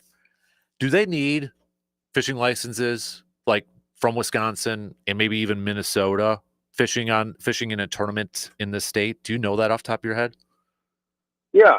Nope. Definitely know the answer. And fishing tournaments are held to basically the same standards as any other fisherman. To answer the licensing part of it is yes, they have to have a license. So if they happen to be a Minnesota resident, they have to have their Minnesota. If they're a Wisconsin resident like Pat Schlapper, then they have to. I think he's still a Wisconsin resident. Then he has to have his Wisconsin fishing license. But if you're say you're from Georgia or Tennessee, then you can choose between whether you have a Minnesota one or a Wisconsin one. You don't have to have both. You just have to have one or the other. Okay. So you don't need both. I know sometimes we've talked about it's tricky with like maybe the Mississippi River on what side you're on or such and trying to figure that out. So with the river, the licenses are a little bit more ambidextrous is definitely the wrong word, but the license is you just have to have one.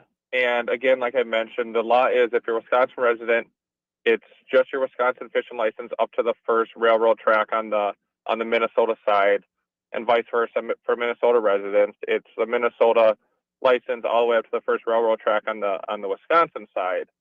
You have to have your own state. You can't just have like a Minnesota one if you're a Wisconsin resident. It's weird, but that's the rules.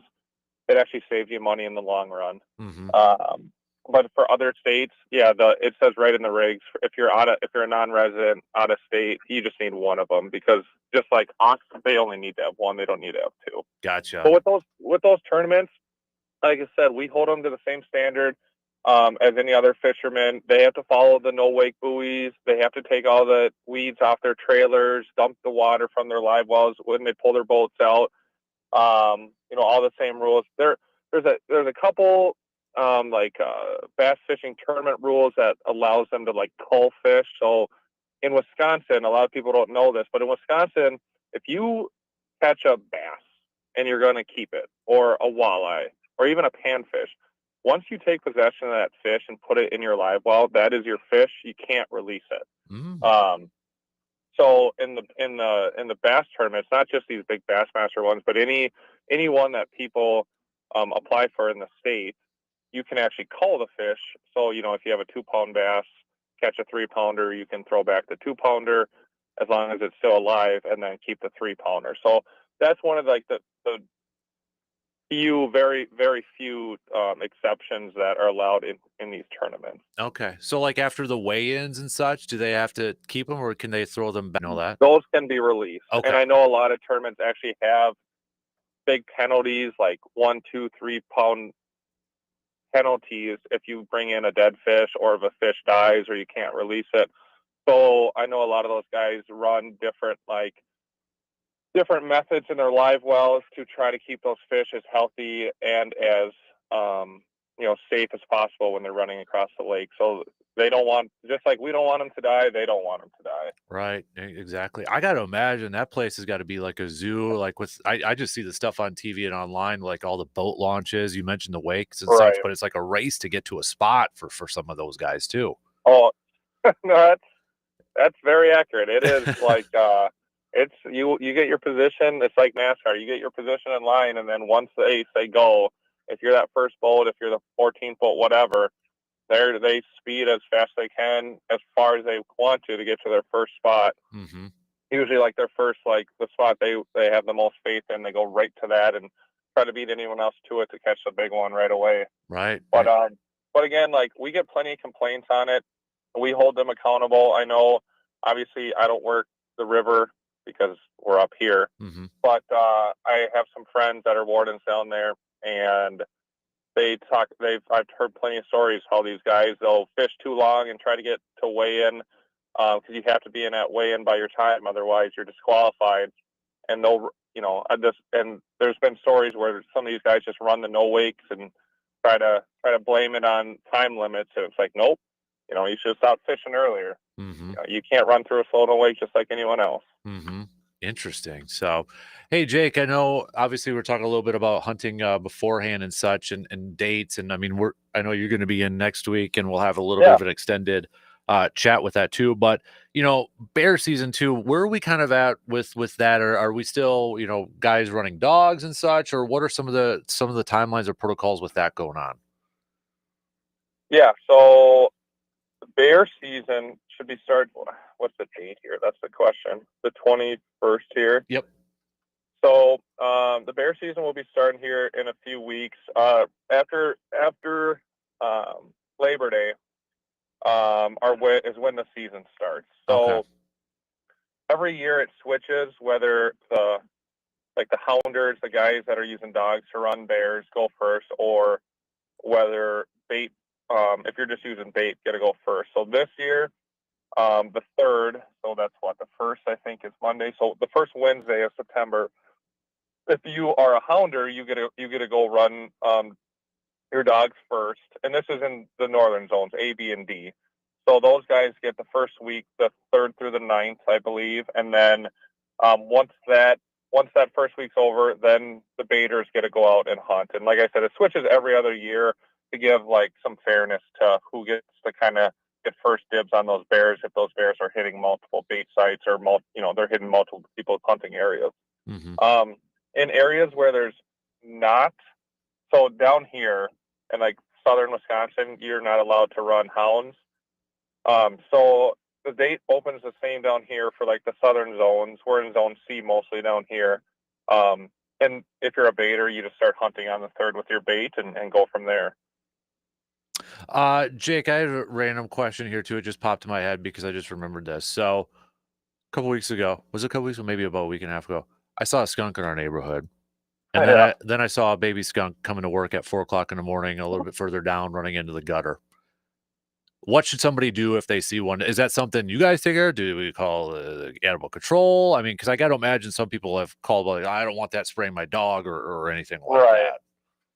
No, it's a good question. I mean, in reality, it's nature. So it's going to be what it's going to be. The DNR is not going to come out and move a skunk just because maybe a homeowner doesn't want to see one in the area. The city, the humane officers, no one's going to move an animal just because we don't want to see it unless, there's some Bengal tiger that escaped the zoo and is sitting out in front of a school, Mm-hmm. At that point, someone's going to get involved. But, possums, squirrels, skunks, even badgers, foxes, coyotes, those are all in the cities here, and they might be living under your shed in the middle of a neighborhood. And as long as they're not creating an imminent human health hazard, they're not sick, they're not spreading diseases, they're just we see a lot of red foxes living in neighborhoods, digging a little den underneath sheds and then having their litter there. There's nothing we're going to do unless there's some sort of human health hazard. Mm-hmm. So I see them plenty. I got chickens at my house, and I see possums walking across the street at night when I get home from work in the middle of the night. I'm like, I want to just be get out of here, but it's nature. They live where we live where they live, and we just got to figure that out. So are you saying I can't have my pellet gun ready to go just in case? They're an unprotected species, depending on where you live, and a landowner. There are rules for nuisance animals. Okay. So there's 7 different species as a landowner that you can hunt without a license year round, which includes raccoons and rabbits and squirrels and, like I said, other animals, coyotes. But if you live in a city, there's probably some sort of discharge ordinance, so you want to be careful with that. But if you live in the country or in a township and you're having nuisance animals getting under stuff, burying under stuff, I'd really just encourage you to read just type in nuisance animals on the DNR website, and we have a really good page dedicated to it with links on what you can do, what you can't do, or just different deterrents. And that can really help people just manage their property or maybe push those skunks out without, having to shoot them or discharge in a city or something like that. Gotcha. Hey, A Jake, lot of times go ahead. a lot of times it's something as simple as like you got a bunch of wood that you never cleaned up from a tree, or you got a wood pile, or you got a bunch of toys, or you just have something that creates that habitat for an animal to bury itself under. And sometimes the easiest thing to do is maybe clean your property up a little bit or remove some stuff, and those animals move on because they don't have that security anymore. Mm-hmm. Hey, Jake, before I let you go really quick, because I did see this come through the email a couple days ago, DNR, but, with bow hunting season coming up here too, it might be a good reminder maybe for some of the youngsters if they haven't enrolled in hunter education. I know you've been involved in that and helping teach that, but probably right now is a good time to be looking for where those hunter safety classes are at. 100%. So the early fall and early spring are the two busiest times for hunter safety classes, pre-deer season and pre-turkey season. But they do have them all year. I've taught 3 or 4 of them this summer throughout the Chippewa Valley here. It's a great time to get in. If you're looking for one, you just go to our DNR website, type in hunter safety. You'll see that there's like within like them explaining what hunter safety is and why you need it. There's a link to like an Excel sheet. You click on that, and then you can use the tabs at the bottom to like select what county you're looking for and what kind of hunter safety class or ATV safety class or boulder safety class. So you can really like filter your results if you want the whole state or if you just want a certain class in a certain county. And the reason that's important is there are some counties that just don't offer them. Like you might try to get into an Eau Claire class and either they're not running one this fall or it's already filled or something. And then so you expand your search to Dunn or St. Croix or La Crosse or Trempealeau. So use that. It's the same document, whether you're looking for hunter safety, boulder safety, snowmobile, et cetera, et cetera, et cetera. And you can get in there and get signed up and get the contact info and all the info for these different classes. Mm-hmm. Yeah, definitely. Jake, dude, appreciate Oh, go ahead. Oh, sorry. There was just one more thing that was on my mind. We were talking about bear baiting or, bear hunting and the seasons and yada, yada. And, sometimes not everyone understands what bear bait is. I just wanted to hit on that quick is that, when people say they're baiting bear, some hunters just aren't bear hunters, so they don't understand. It's much different than deer baiting. So around here, we don't have any legal deer baiting areas anymore. Clark County was open last year, but it closed this year again because of CWD. Bear baiting is a whole nother story where they have a lot of regulations where it's got to be in a hollow log. It's got to be set back so far from a road. It's got to have a lid. It can't have meat. It can only have certain rules. You can only use this many gallons. There's a lot more to it, and it's designed to make it inaccessible to like deer and other animals. Although coons and mice and squirrels have a pretty good way of getting in. Mm-hmm. But when you hear people talk about bear baiting, if you're not familiar, I just bring it up because deer baiting is illegal, and some people always go, "Well, why can you bait bear?" It's different. It's a whole different type of hunting. It's a whole different kind of bait, and it's designed to be inaccessible to deer. So that's why they still allow bear baiting. If someone was curious on that. Gotcha. Good notes. No, that's I didn't know that too. So Jake, dude, appreciate it as always, man. And looking forward to you coming in next week for a little extended chat as we get set for bow season. So yeah, it's always a fun time coming in there. So looking forward to talking with you guys in person next week and answering a bunch more questions. So awesome. Appreciate it. Yeah, no doubt. Have a good week, and we'll catch up soon. Okay, bud? Yep. Talk to you later. You got it. There you go. Jake Boakes, Conservation Warden for the great state of Wisconsin. Hey, let's take our final break here.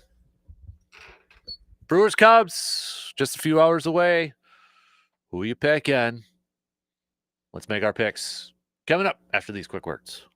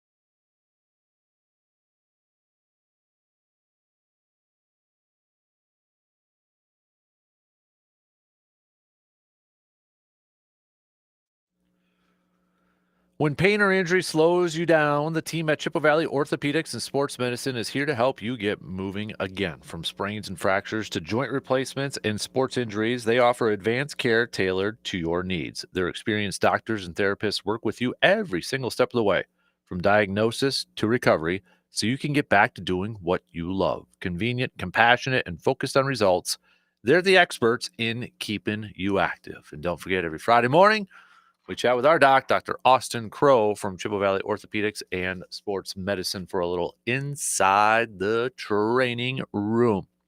And if you ever miss those, they are included in the Man Cave podcast, brought to you by our good friends from Hy-Vee in Eau Claire. All right, let's start to wrap up this program on this Thursday morning. Got some, what's this? Oh man. Just saw this on ESPN. Apparently a bullet penetrated the glass in the practice facility of Andy Reid. Was last year. Man, holy moly. According to a report, the shot was fired from the outside Chiefs facility in Kansas City, went through the glass of Reid's office and lodged into a wall about 15 feet where he was sitting shortly after midnight local time. Wow, that's crazy, and that's scary as all get out. Holy moly. Unreal. All right, let's do some picks, shall we? Let's do some picks for baseball. We'll save the Brewers one until the end here. Athletics taking on the Twins. The Athletics getting the 4-2 victory in extra innings last night. I'll go Twins, though, today. I'll go Twins. I'll be nice. Rangers taking on the Kansas City Royals. Lorenzen versus Patrick Corbin. I'll go Royals. Dodgers, Rockies. I'll go Dodgers. We've got the Mets taking on the Nationals. I will go with the Mets. Giants, Padres, Verlander, Dylan Cease is on the mound. I am going to go with Padres. Red Sox taking on the Yankees. I'm actually going to go Boston for this one. Don't know why. I'm just going to go with a little bit of a gut pick, but I'm going to go with Boston. Houston taking on Baltimore. Former Brewer Jason Alexander on the mound for Houston. I will go with the Astros. And then Cardinals taking on Tampa. I'll go with Cardinals with Sonny Gray on the mound. Brewers, Cubs. This is tough. There is a fairly sizable feeling inside me that feels like the Cubs are going to win this one. But I'm going to go Brewers. Quinn Priester, solid. Offense puts up a crooked number in the first 3 innings, and that's going to be enough to get the victory. So I'll go Brewers. They take 2 games out of this 5-game series. They get that lead back up to 7 for the division. I'm just going to throw this question out there for you, and we'll talk about it tomorrow if it happens. If it doesn't, then we don't need to talk about it. But I'm going to throw this out there now. If the Brewers lose today, and they've dropped 4 of 5 games in this series against the Cubs, do you get a little worried? Saw Jason Stark retweeted this. Brewers since July 6th, 27-4. I should say this, 3-4 against the Cubs, 27-4 against everyone else. Now, is there something to it?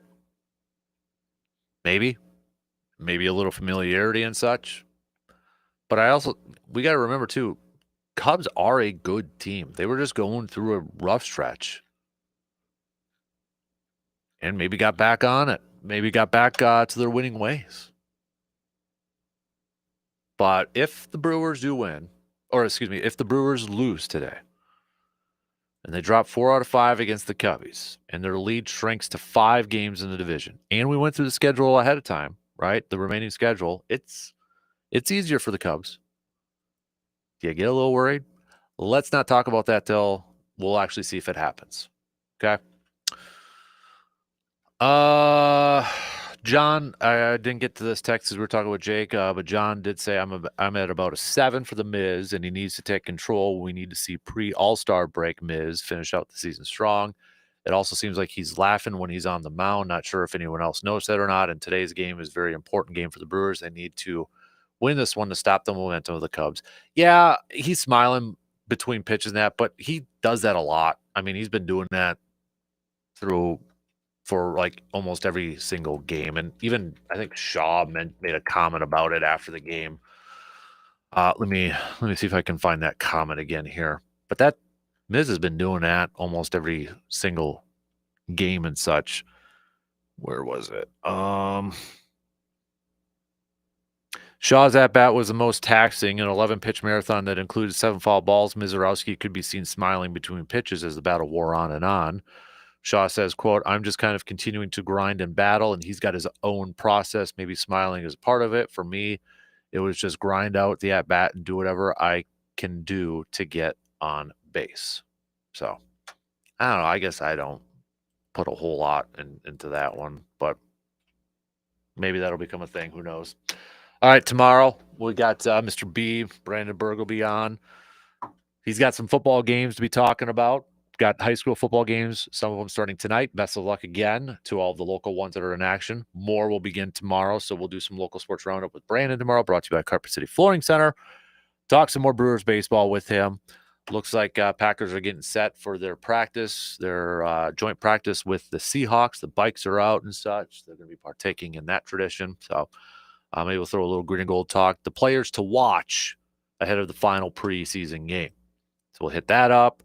We'll catch up with Dr. Crow for a little inside the training room coming at you tomorrow as well. So be a busy, busy, busy Friday program before we get off for the weekend. DP and the Dance are up next. Have yourself a fantastic rest of your day. Same place, same time, tomorrow morning, 6 a.m. See you then.